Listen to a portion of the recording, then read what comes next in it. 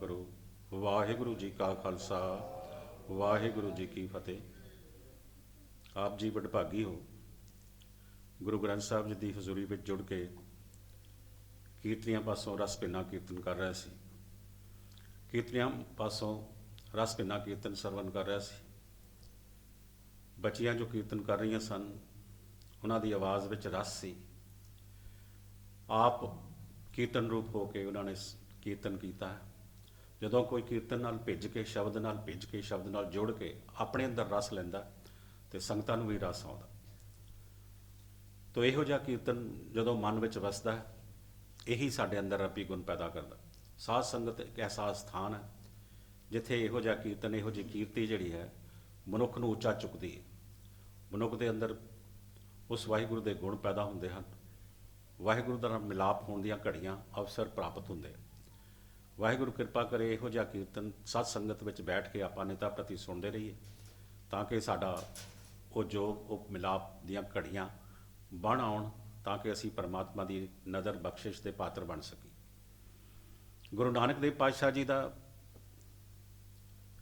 जो सफ़र उन्होंने 50,000 मील सफ़र तय किया, 3 करोड़ सिख बनाए ने, उहदे विच कुछ विचारां आपां साझियां कर रहे हैं।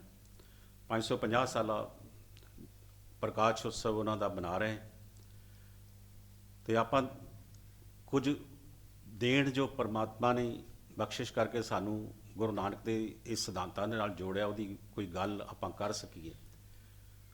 उन्हां दी जीवनी दे विचों, उन्हां दे बाणी दे विचों, उन्हां दे दिते हुए सिद्धांतां दे विचों उन्हां ने सानू सिखां नूं की दिता है और किस तरीके दे नाल एक नवां पंथ साजिया, निर्मल पंथ साजिया, एक नवीं नरोई विचारधारा, साइंटिफिक विचारधारा दे के परमात्मा नाल सानू जोड़िया, साडे जीवन नूं उच्चा कीता।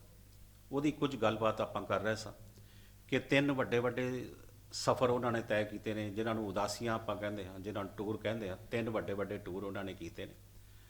पहला टूर 8 सालों का 507 तो 1515 तक, 1507 तो 1515 तक हिंदू तीर्थां के उपर, इस हिंदुस्तान के हिंदू तीर्थां के उपर, वड्डे वड्डे तीर्थां के उपर उन्होंने ये चक्कर लगाया, जिहदी कल आपां गल करके हटे हैं कि ये 8 साल का टूर किहड़े रूट राही हो गया।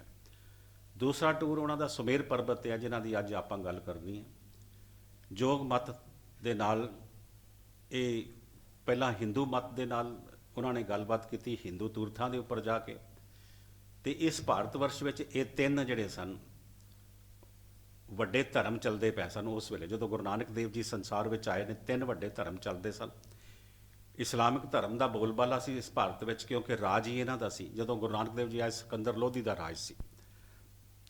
उस तो बाद इब्राहिम लोधी आया, तो इब्राहिम लोधी तो बाद बाबर आ गया, तो फिर बाबर तो बाद शुरू हो गया उन्हां दी सारी। तो गुरु गोबिंद सिंह जी तक औरंगजेब, बाबर तो लैके औरंगजेब का राज इत्थे हिंदुस्तान दे विच रहा। तो इत्थे भारत ने गुलामी पूरी तरह स्वीकार की हुई सी। तो इन्हां गुलामी की जड़ां नूं कट्टण वास्ते गुरु साहब ने 10 जामियां विच आउणा पिया। तो आप देखते हैं कि गुरु साहबां दे पहला हिंदू तीर्थां के उपर जिहड़े गुलाम होकर बैठे सन, लेकिन कर्मकांडां दे विच सीगे, सारियां नाल जाके किवें गलबात की, उन्होंने समझाया कि परमात्मा वाले पासे लगो, तुसीं किहड़े कर्मकांड विच लगे हो। जादू टूणियां विच लगे सन, कर्मकांडां विच लगे, तत्तां दी पूजा विच लगे हुए सन, दूसरियां पूजावां दे विच लगे हुए सन, परमात्मा नूं भुल्ली बैठे सन, तो लेकिन राह उन्हां नूं लभदा नहीं सी पिया। गुरु नानक देव पातशाह जी ने उन्होंने सीधा राह दस्या, पधरा राह दस्या, निवेकली विचारधारा दे के परमात्मा नाल जोड़न की कोशिश की। दूसरा धर्म जिहड़ा हिंदुस्तान दे विच उदों चल रहा सी, वो जोग मत सी। जोग मत वाले जिहड़े सन वो संसार तो भगौड़े हो चुके सन, अपने आप नूं परमात्मा दे भगत गिणदे सन। 2 तरह के उन्हां दे जोग मत तुसीं पिछे भी सरवण किया कि राजयोग ते हठ योग वाले। तो गोरख का मत हठ योग वाला सी, पतंजल का मत राजयोग वाला सी। तो दोवें ही जिहड़े सन वो भगौड़े सन, अपनी जिम्मेवारियां नूं छड्ड के घर बार त्याग के वो जंगलों में, बियाबानां दे विच, पहाड़ां दीयां कंदरां दे विच, दूर दुराडे इलाकों के बैठ के समाधियां, भगतियां, धूणियां दे आसे पासे बैठ जाना, सख्त जिहड़े ने योग करना, सब साधनावां करनियां। तो इस तरह की साधनावां कर करके अपने शरीर को सुकाई जाना, मारी जाना, खत्म करी जाना। तो संसार दे विच उन्होंने अपनी जिम्मेवारियां बिल्कुल निभाउणियां बंद कर देनियां दित्तियां सन। ਤੇ ਲੇਕਿਨ ਸੰਸਾਰ ਦੇ ਵਿੱਚ ਆਉਂਦੇ ਸਨ ਤੇ ਗ੍ਰਸਤੀਆਂ ਦੇ ਉੱਪਰ ਭਾਰ ਬਣ ਕੇ ਰਹਿੰਦੇ ਸਨ, ਉਹਨਾਂ ਕੋਲੋਂ ਹੀ ਲੈ ਕੇ ਮੰਗ ਕੇ ਖਾਂਦੇ ਸਨ ਤੇ ਫਿਰ ਗ੍ਰਸਤੀਆਂ ਨੂੰ ਕੋਸਦੇ ਸਨ ਕਿ ਇੱਥੇ ਮਾਇਆ ਹੈ, ਮਾਇਆ ਚੰਬੜ ਜਾਂਦੀ ਹੈ। ਤੇ ਉਹਨਾਂ ਨੂੰ ਕੋਈ ਫਰਕ ਨਹੀਂ ਸੀ ਪੈਂਦਾ ਕਿ ਇੱਥੇ ਗੁਲਾਮੀ ਹੈ, ਇੱਥੇ ਰਾਜ ਸ਼ਕਤੀ ਵਾਲੇ ਸ਼ਕਤੀ ਆਪਣੀ ਵਰਤ ਕੇ ਸਾਰਿਆਂ ਨੂੰ ਗੁਲਾਮ ਕਰੀ ਜਾ ਰਹੇ ਨੇ। ਉਹ ਕਹਿੰਦੇ ਨੇ ਸਾਨੂੰ ਕੀ, ਅਸੀਂ ਤਾਂ ਪਹਾੜਾਂ ਵਿੱਚ ਚਲੇ ਜਾਣਾ। ਉਹਨਾਂ ਨੂੰ ਉਸ ਜ਼ਿੰਮੇਵਾਰੀ ਦਾ ਵੀ ਕੋਈ ਅਹਿਸਾਸ ਨਹੀਂ ਸੀ ਤੇ ਸਿਰਫ ਆਪਣੇ ਆਪ ਨੂੰ ਸਮਝਦੇ ਸਨ ਕਿ ਅਸੀਂ ਪਰਮਾਤਮਾ ਨਾਲ ਜੋਗ ਕਰਨ ਵਾਸਤੇ ਆਏ ਹਾਂ, ਮਿਲਾਪ ਕਰਨ ਵਾਸਤੇ, ਤਾਂ ਹੀ ਉਹਨਾਂ ਨੂੰ ਜੋਗੀ ਕਹਿੰਦੇ ਸਨ। ਤੇ ਗੁਰੂ ਸਾਹਿਬਾਂ ਨੇ ਉਹਨਾਂ ਨੂੰ ਵੀ ਸਿੱਧੇ ਕਰਨ ਵਾਸਤੇ, ਸਮਝਾਉਣ ਵਾਸਤੇ ਪਹਾੜਾਂ ਤੋਂ ਖਿੱਚ ਕੇ, ਜੰਗਲਾਂ ਤੋਂ ਖਿੱਚ ਕੇ ਸੰਸਾਰ ਵਿੱਚ ਲਿਆਂਦਾ। ਬਹੁਤ ਵੱਡੀ ਦੇਣ ਗੁਰੂ ਨਾਨਕ ਦੇਵ ਪਾਤਸ਼ਾਹ ਜੀ ਦੀ। ਇਹ ਜੋਗੀ ਕਿੱਥੇ ਮੰਨਦੇ ਸਨ? ਵਿਦਵਾਨ ਸਨ। ਗੁਰੂ ਸਾਹਿਬਾਂ ਨੇ ਉਹਨਾਂ ਨੇ ਵਿਦਵਤਾ ਦੇ ਨਾਲ ਉਹਨਾਂ ਦੇ ਨਾਲ ਗੱਲ ਜਾ ਕੇ ਕੀਤੀ, ਉਹਨਾਂ ਦੇ ਕੋਲ ਪਹੁੰਚੇ, ਉਹਨਾਂ ਦੀ ਗੱਲਾਂ ਸੁਣੀਆਂ ਤੇ ਗੱਲਾਂ ਦੀਆਂ ਵਿਚਾਰ ਕਰਕੇ, ਸੰਵਾਦ ਕਰਕੇ ਉਹਨਾਂ ਨੂੰ ਮੋੜ ਕੇ ਸੰਸਾਰ ਵਿੱਚ ਲੈ ਕੇ ਆਂਦਾ। ਔਰ ਗੁਰੂ ਨਾਨਕ ਦੇਵ ਪਾਤਸ਼ਾਹ ਜੀ ਦੇ ਟਾਈਮ ਦੇ ਉੱਪਰ ਪੂਰੀ ਤਰ੍ਹਾਂ ਜੋਗ ਮਤ ਇੱਥੇ ਭਾਰਤ ਵਿੱਚੋਂ ਖਤਮ ਹੋ ਚੁੱਕਾ ਸੀ। ਤਾਂ ਗੁਰੂ ਸਾਹਿਬਾਂ ਨੇ ਇਹ ਦੂਸਰਾ ਟੂਰ ਜਿਹੜਾ ਹੈ, ਇਹ ਕੋਈ 1.25 ਸਾਲ 1.5 ਸਾਲ ਦਾ ਸੁਮੇਰ ਪਰਬਤ ਦੇ ਉੱਪਰ ਤੇ ਨਾਲ ਦੇ ਇਲਾਕਿਆਂ ਦੇ ਉੱਪਰ ਲਗਾਇਆ। ਆਪ ਜੀ ਘਰੋਂ ਚੱਲੇ 1517, ਕੋਈ ਸਤੰਬਰ ਦੇ ਵਿੱਚ 1517 ਸਤੰਬਰ ਨੂੰ ਚੱਲੇ ਘਰੋਂ। 1516 ਦੇ ਵਿੱਚ ਉਹਨਾਂ ਨੇ ਕਰਤਾਰਪੁਰ ਦੀ ਰਚਨਾ ਕੀਤੀ ਹੈ। 1515 ਦੇ ਵਿੱਚ ਉਹ ਕਰਤਾਰਪੁਰ ਪਹੁੰਚੇ ਹੈ। 1516 ਵਿੱਚ ਕਰਤਾਰਪੁਰ ਦੀ ਨੀਂਹ ਰੱਖੀ ਹੈ, ਉੱਥੇ ਧਰਮਸ਼ਾਲਾ ਬਣਾਈ ਤੇ 1517 ਵਿੱਚ ਦੂਜੀ ਉਦਾਸੀ ਦੇ ਉੱਪਰ ਆਪ ਚੱਲ ਪਏ। ਦੂਸਰੀ ਉਦਾਸੀ ਆਪਨੇ ਸ਼ੁਰੂ ਕੀਤੀ ਕਰਤਾਰਪੁਰ ਤੋਂ ਤਲਵੰਡੀ ਆਏ, ਤਲਵੰਡੀ ਤੋਂ ਗੁਰਦਾਸਪੁਰ ਆਏ, ਗੁਰਦਾਸਪੁਰ ਤੋਂ ਦਸੂਹਾ ਆਏ, ਦਸੂਹਾ ਤੋਂ ਕਾਂਗੜੇ ਚਲੇ ਜਾਂਦੇ, ਕਾਂਗੜੇ ਤੋਂ ਅੱਗੇ ਪਿੰਜੌਰ ਹੁੰਦੇ ਹੋਏ ਸ਼ਿਮਲੇ ਚਲੇ ਜਾਂਦੇ ਤੇ ਸ਼ਿਮਲੇ ਦੇ ਉੱਪਰ ਜੌੜਸਰ ਨੂੰ ਚੜ੍ਹਦੇ, ਉੱਪਰ ਚੜ੍ਹਾਈ ਚੜ੍ਹਦੇ ਆ। 1 ਮੀਲ ਦੀ ਉੱਪਰ ਚੜ੍ਹਾਈ ਚੜ੍ਹ ਕੇ ਤੇ ਉਹ ਉੱਤਰਾਖੰਡ ਦੀ ਪਹਾੜੀਆਂ ਵੱਲ ਨੂੰ ਚਲੇ ਜਾਂਦੇ ਨੇ, ਜਿਹੜੀਆਂ ਅੱਜ ਬਦਰੀਨਾਥ, ਸ੍ਰੀਨਗਰ, ਗੜਵਾਲ ਦੀਆਂ ਪਹਾੜੀਆਂ ਨੇ, ਇਹਨਾਂ ਵੱਲ ਨੂੰ ਚਲੇ ਜਾਂਦੇ। ਉੱਥੋਂ ਜੌੜਸਰ ਤੋਂ ਉਹਨਾਂ ਪਹਾੜੀਆਂ, ਜਿਹੜੀਆਂ ਪਹਾੜੀਆਂ ਮਿਲਦੀਆਂ ਨੇ ਇਸ ਵੇਲੇ ਆਪਾਂ ਜਦੋਂ ਜਾਂਦੇ ਆ, ਇਹ ਜਿਹੜੇ ਲੋਕੀ ਉਧਰ ਜਾਂਦੇ, ਹੇਮਕੁੰਟ ਜਾਂਦੇ ਆ, ਉਹ ਬਦਰੀਨਾਥ ਤੇ ਇਹ ਪਹਾੜੀਆਂ ਚੜ੍ਹ ਕੇ ਜਾਂਦੇ ਨੇ। ਸ੍ਰੀਨਗਰ, ਗੜਵਾਲ, ਬਦਰੀਨਾਥ ਇਹ ਪਹਾੜੀਆਂ ਚੜ੍ਹ ਕੇ ਜਾਂਦੇ ਨੇ। ਇਹਨਾਂ ਪਹਾੜੀਆਂ ਦੇ ਨਾਲ ਮਿਲਦਾ ਉਧਰੋਂ ਜੌੜਸਰ ਤੋਂ ਇੱਧਰ ਬਦਰੀਨਾਥ, ਸ੍ਰੀਨਗਰ, ਗੜਵਾਲ ਦੀਆਂ ਪਹਾੜੀਆਂ ਦੇ ਨਾਲ ਮਿਲ ਕੇ ਜਿੱਥੇ ਹੇਮਕੁੰਟ ਹੈ, ਜਿਹਦੇ ਤੁਸੀਂ ਟੀਵੀ ਦੇ ਉੱਪਰ ਪਿੱਛੇ ਦਰਸ਼ਨ ਕਰਦੇ ਰਹੇ ਹੋ, ਇਸ ਹੇਮਕੁੰਟ ਤੋਂ ਉੱਪਰ ਰੁਦਰ ਹਿਮਾਲਾ, ਜਿਸ ਨੂੰ ਉਸ ਵੇਲੇ ਸੁਮੇਰ ਕਹਿੰਦੇ ਹੁੰਦੇ ਸੀ, ਉਹ ਹੇਮਕੁੰਟ ਤੋਂ ਉੱਪਰ ਉਹ ਰੁਦਰ ਹਿਮਾਲੇ, ਉਹ ਸੁਮੇਰ ਪਰਬਤ ਦੇ ਉੱਪਰ ਜੋਗੀ ਬੈਠੇ ਹੋਏ ਸਨ। ਉੱਥੇ ਬਹੁਤ ਸਾਰੀ ਜੋਗੀ ਉੱਥੇ ਬੈਠੇ ਸੀਗੇ। ਜਿੱਥੇ ਗੁਰੂ ਸਾਹਿਬ ਪਹੁੰਚੇ, ਗੁਰੂ ਸਾਹਿਬਾਂ ਨੇ ਉੱਥੇ ਉਹਨਾਂ ਦੇ ਨਾਲ ਗੱਲਬਾਤ ਸ਼ੁਰੂ ਕੀਤੀ। ਉਹਨਾਂ ਨੂੰ ਜਦੋਂ ਉਹਨਾਂ ਨੇ ਗੁਰੂ ਸਾਹਿਬ ਨੂੰ ਦੇਖਿਆ ਉੱਥੇ, ਤੇ ਸਭ ਤੋਂ ਪਹਿਲਾਂ ਉਹਨਾਂ ਨੇ ਇਹੀ ਗੱਲ ਪੁੱਛੀ, ਸਿੱਧ ਬੋਲੇ ਸੁਣ ਨਾਨਕਾ, ਕੌਣ ਸ਼ਕਤ ਤੋਹੇ ਇੱਥੇ ਲੈ ਆਈ? ਵੀ ਤੇਰੀ ਕਿਹੜੀ ਸ਼ਕਤੀ ਸੀ ਤੇਰੇ ਅੰਦਰ ਜਿਹੜੀ ਤੈਨੂੰ ਇੱਥੇ ਲੈ ਕੇ ਆਈ ਹੈ, ਸੁਮੇਰ ਪਰਬਤ ਦੇ ਉੱਪਰ ਲੈ ਕੇ ਆਈ? ਗੁਰੂ ਸਾਹਿਬ ਆਪ ਲਿਖਦੇ ਆ ਕਿ ਮੇਰੇ ਕੋਲ ਕੀ ਪੁੱਛਦੇ ਹੋ? ਉਹ ਪੁੱਛਦੇ ਆ, ਕਿਸ ਕਾਰਨ ਗ੍ਰਹਿ ਤਜੋ ਉਦਾਸੀ, ਕਿਸ ਕਾਰਨ ਇਹ ਭੇਖ ਨਿਵਾਸੀ, ਕਿਸ ਵਖਰ ਕੇ ਤੁਮ ਵਣਜਾਰੇ, ਕਿਉਂ ਕਰ ਸਾਥ ਲੰਘਾਵੋ ਪਾਰੇ। ਸਿੱਧ ਗੋਸ਼ਟ ਵਿੱਚ ਗੁਰੂ ਨਾਨਕ ਦੇਵ ਪਾਤਸ਼ਾਹ ਜੀ ਆਪ ਲਿਖਦੇ ਕਿ ਮੈਨੂੰ ਪੁੱਛਦੇ, ਸਿੱਧੇ ਜਾਂਦਿਆਂ ਉਹਨਾਂ ਨੇ ਸਵਾਲ ਕੀਤਾ, ਕਿਸ ਕਾਰਨ ਗ੍ਰਹਿ ਤਜੋ ਉਦਾਸੀ, ਕਿਸ ਕਾਰਨ ਇਹ ਭੇਖ ਉਦਾਸੀ, ਵੀ ਆਪਣਾ ਘਰ-ਬਾਰ ਛੱਡ ਕੇ ਤੇ ਇਹ ਭੇਖ ਧਾਰਨ ਕਰਕੇ ਤੂੰ ਕਿਉਂ ਆਇਆ ਇੱਥੇ? ਕਿਸ ਕਾਰਨ ਇਹ ਭੇਖ ਉਦਾਸੀ, ਕਿਸ ਵਖਰ ਕੇ ਤੁਮ ਵਣਜਾਰੇ, ਕਿਹੜਾ ਸੌਦਾ ਖਰੀਦਦੇ ਹੋ ਤੁਸੀਂ? ਕਿਸ ਵਖਰ ਕੇ ਤੁਮ ਵਣਜਾਰੇ, ਕਿਉਂ ਕਰ ਸਾਥ ਲੰਘਾਵੋ ਪਾਰੇ, ਤੇ ਜੇ ਤੇਰੇ ਨਾਲ ਕੋਈ ਚੱਲੇ ਤੇ ਇਸ ਸੰਸਾਰ ਸੋ ਕਿਵੇਂ ਪਾਰ ਹੋ ਜਾਏਗਾ? ਤੇ ਗੁਰੂ ਸਾਹਿਬ ਉਹਨਾਂ ਨੂੰ ਜਵਾਬ ਦਿੰਦੇ, ਗੁਰਮੁਖ ਖੋਜਤ ਭਏ ਉਦਾਸੀ। ਕਹਿੰਦੇ ਨੇ ਮੈਂ ਤੇ ਉਦਾਸੀ ਧਾਰਨ ਤਾਂ ਕੀਤੀ, ਉਦਾਸੀ ਦੇ ਤਾਂ ਚੜ੍ਹਿਆ, ਤੁਹਾਡੇ ਵਰਗੇ ਗੁਰਮੁਖਾਂ ਨੂੰ ਖੋਜਣ ਵਾਸਤੇ ਚੱਲਿਆ। ਇਹ ਪਹਾੜ ਦੇ ਉੱਪਰ ਆਇਆ, ਤੁਹਾਡੇ ਵਰਗੇ ਨੂੰ ਖੋਜਣ ਵਾਸਤੇ ਆਇਆ ਵੀ ਤੁਸੀਂ ਕਿੱਥੇ ਲੁੱਕ ਕੇ ਬੈਠੇ ਹੋਏ। ਗੁਰਮੁਖ ਖੋਜਤ ਭਏ ਉਦਾਸੀ, ਦਰਸ਼ਨ ਕੇ ਤਾਈਂ ਭੇਖ ਨਿਵਾਸੀ। ਤੁਹਾਡੇ ਦਰਸ਼ਨਾਂ ਦੀ ਤਾਂਘ ਸੀ ਮੇਰੇ ਅੰਦਰ ਕਿ ਤੁਹਾਡੇ ਵਰਗੇ ਵਿਦਵਾਨਾਂ ਨੂੰ, ਤੁਹਾਡੇ ਵਰਗੇ ਗੁਰਮੁਖਾਂ ਨੂੰ ਮੈਂ ਮਿਲਾਂ। ਦਰਸ਼ਨ ਕੇ ਤਾਈਂ ਭੇਖ ਨਿਵਾਸੀ, ਇਹ ਮੈਨੂੰ ਤੁਹਾਡੇ ਵਾਲਾ ਜੋਗੀਆਂ ਵਾਲਾ ਪਹਿਰਾਵਾ ਪਾਉਣਾ ਪਿਆ ਇਸ ਕਰਕੇ ਕਿ ਤੁਹਾਡੇ ਦਰਸ਼ਨਾਂ ਦੀ ਤਾਂਘ ਸੀ ਮੇਰੇ ਅੰਦਰ। ਸਾਚ ਵਖਰ ਕੇ ਹਮ ਵਣਜਾਰੇ, ਅਸੀਂ ਤਾਂ ਸੱਚਾ ਸੌਦਾ ਕਰਨ ਵਾਲੇ ਹਾਂ। ਸਾਚ ਵਖਰ ਕੇ ਹਮ ਵਣਜਾਰੇ, ਨਾਨਕ ਗੁਰਮੁਖ ਪਾਰ ਉਤਾਰੇ। ਜਦੋਂ ਅਸੀਂ ਗੁਰੂ ਵੱਲ ਮੂੰਹ ਕਰ ਲੈਂਦੇ ਹਾਂ ਤੇ ਗੁਰੂ ਦੇ ਸ਼ਬਦ ਨੂੰ ਗਾਇਨ ਕਰਦੇ ਹਾਂ ਤਾਂ ਅਸੀਂ ਸੰਸਾਰ ਤੋਂ ਪਾਰ ਹੋ ਜਾਂਦੇ ਹਾਂ। ਗੁਰੂ ਸਾਹਿਬ ਨੇ ਉਹਨਾਂ ਨੂੰ ਜਵਾਬ ਦਿੱਤਾ, ਇਹ ਗੱਲ ਕਹੀ ਗੁਰੂ ਸਾਹਿਬਾਂ ਨੇ। ਤੇ ਫਿਰ ਉਹ ਕਹਿਣ ਲੱਗੇ ਕਿ ਸਿੱਧ ਪੁੱਛਣ ਸੁਣ ਨਾਨਕਾ, ਮਾਤ ਲੋਕ ਵਿੱਚ ਕਿਆ ਵਰਤਾਰਾ। ਉਹਨੂੰ ਪੁੱਛਣ ਲੱਗੇ ਕਿ ਅਸੀਂ ਸੰਸਾਰ ਛੱਡ ਕੇ ਆ ਗਏ ਹਾਂ, ਪਤਾ ਨਹੀਂ ਸਾਡੇ ਪਿੱਛੇ ਸਾਨੂੰ ਕਿੰਨੇ ਲੋਕੀ ਯਾਦ ਕਰਦੇ ਹੋਣੇ ਉੱਥੇ। ਤੇ ਇਹ ਗੱਲ ਪੁੱਛਣ ਲੱਗੇ ਵੀ ਤੂੰ ਆਇਆ ਉੱਥੇ ਦਾ ਹਾਲ ਦੱਸ ਤੇ ਥੱਲੇ ਹੋ ਕੀ ਰਿਹਾ। ਸਿੱਧ ਪੁੱਛਣ ਸੁਣ ਨਾਨਕਾ, ਮਾਤ ਲੋਕ ਵਿੱਚ ਕਿਆ ਵਰਤਾਰਾ, ਸਭ ਸਿੱਧੀ ਇਹ ਬੁੱਝਿਆ, ਕੱਲ ਤਾਰਨ ਨਾਨਕ ਅਵਤਾਰਾ। ਬਾਬਾ ਆਖੇ ਨਾਥ ਜੀ, सत चंद्रमा कूड़ अंधारा कूड़ अमावस वरत्या हों भालड़ चढ़िया संसारा पाप गिरासी प्रथमी धौल खड़ा धर हेठ पुकारा। भाई गुरदास जी लिखते कि जो वो पुछते भी उत्थे मातलोक विच की है तो वो बाबा आखे नाथ जी सत चंद्रमा कूड़ अंधारा, उत्थे तो कूड़ की रात है, सच का चंद्रमा दिसदा नहीं। तो कूड़ अमावस वरत्या हों भालड़ चढ़िया संसारा, मैं तो भालण वास्ते कोई लाइट मैनू नज़र आ जाए, कोई चानण नज़र आ जाए, पर चलिया पे उत्थे चलिया। पाप गिरासी प्रथवी धौल खड़ा धर हेठ पुकारा, सारे पाप बहुत सारे पाप धरती के उपर हो रहा है तो धरती के हेठ खड़ा बल्द चीका मारी जा रहा, उन्होंने बचाने वाला कोई नहीं। धौल खड़ा धर हेठ पुकारा पाप गिरासी प्रथवी धौल खड़ा धर हेठ पुकारा। धौल मैंने बल्द जिन्होंने कहते हैं बल्द ने ਸਿੰਘਾਂ के उपर चुकया धरती को, कहते ਤੁਹਾਡਾ बल्द थले चीका मारी जाता क्योंकि इतने पाप बड़े हो रहे, पापों का भार वो चुकया नहीं जा रहा। सिद्ध छुप बैठे परबती कौन जगत को पार उतारा। तुसी विद्वान सीगी, तुसी विद्वान सीगे, तुसी शायद जाके इत्थे संसार नूं तार दिंदे, लोकां नूं तार दिंदे, तुसी भी नट के आ गए इत्थे। सिद्ध छुप बैठे परबती कौन जगत को पार उतारा, जगत नूं कौन पार उतारेगा। कहते ने जोगी ज्ञान भी होणिया निस दिन अंग लगाए छारा बाज गुरु डुब्बा संसारा।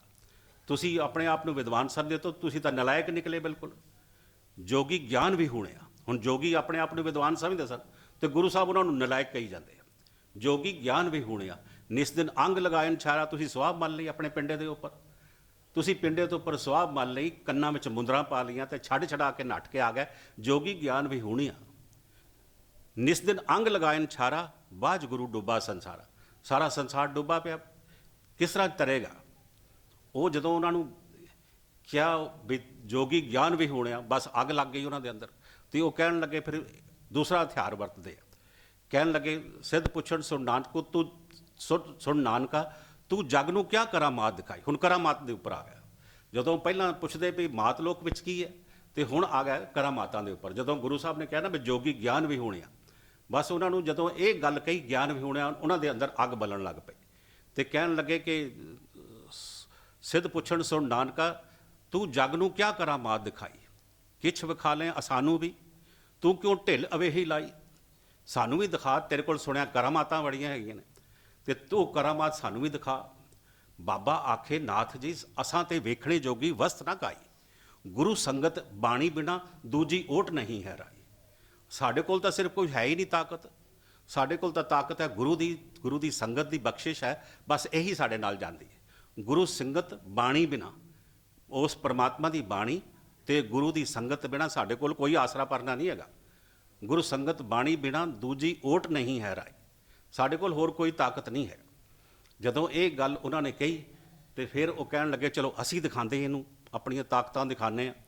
तो उन्होंने कहते गुरु नानक नूं कहते बालिया ए पकड़ खप्पर तो ये नदी ए नाल पानी है सरोवर का, वो पानी भर के लिया खप्पर दे विच।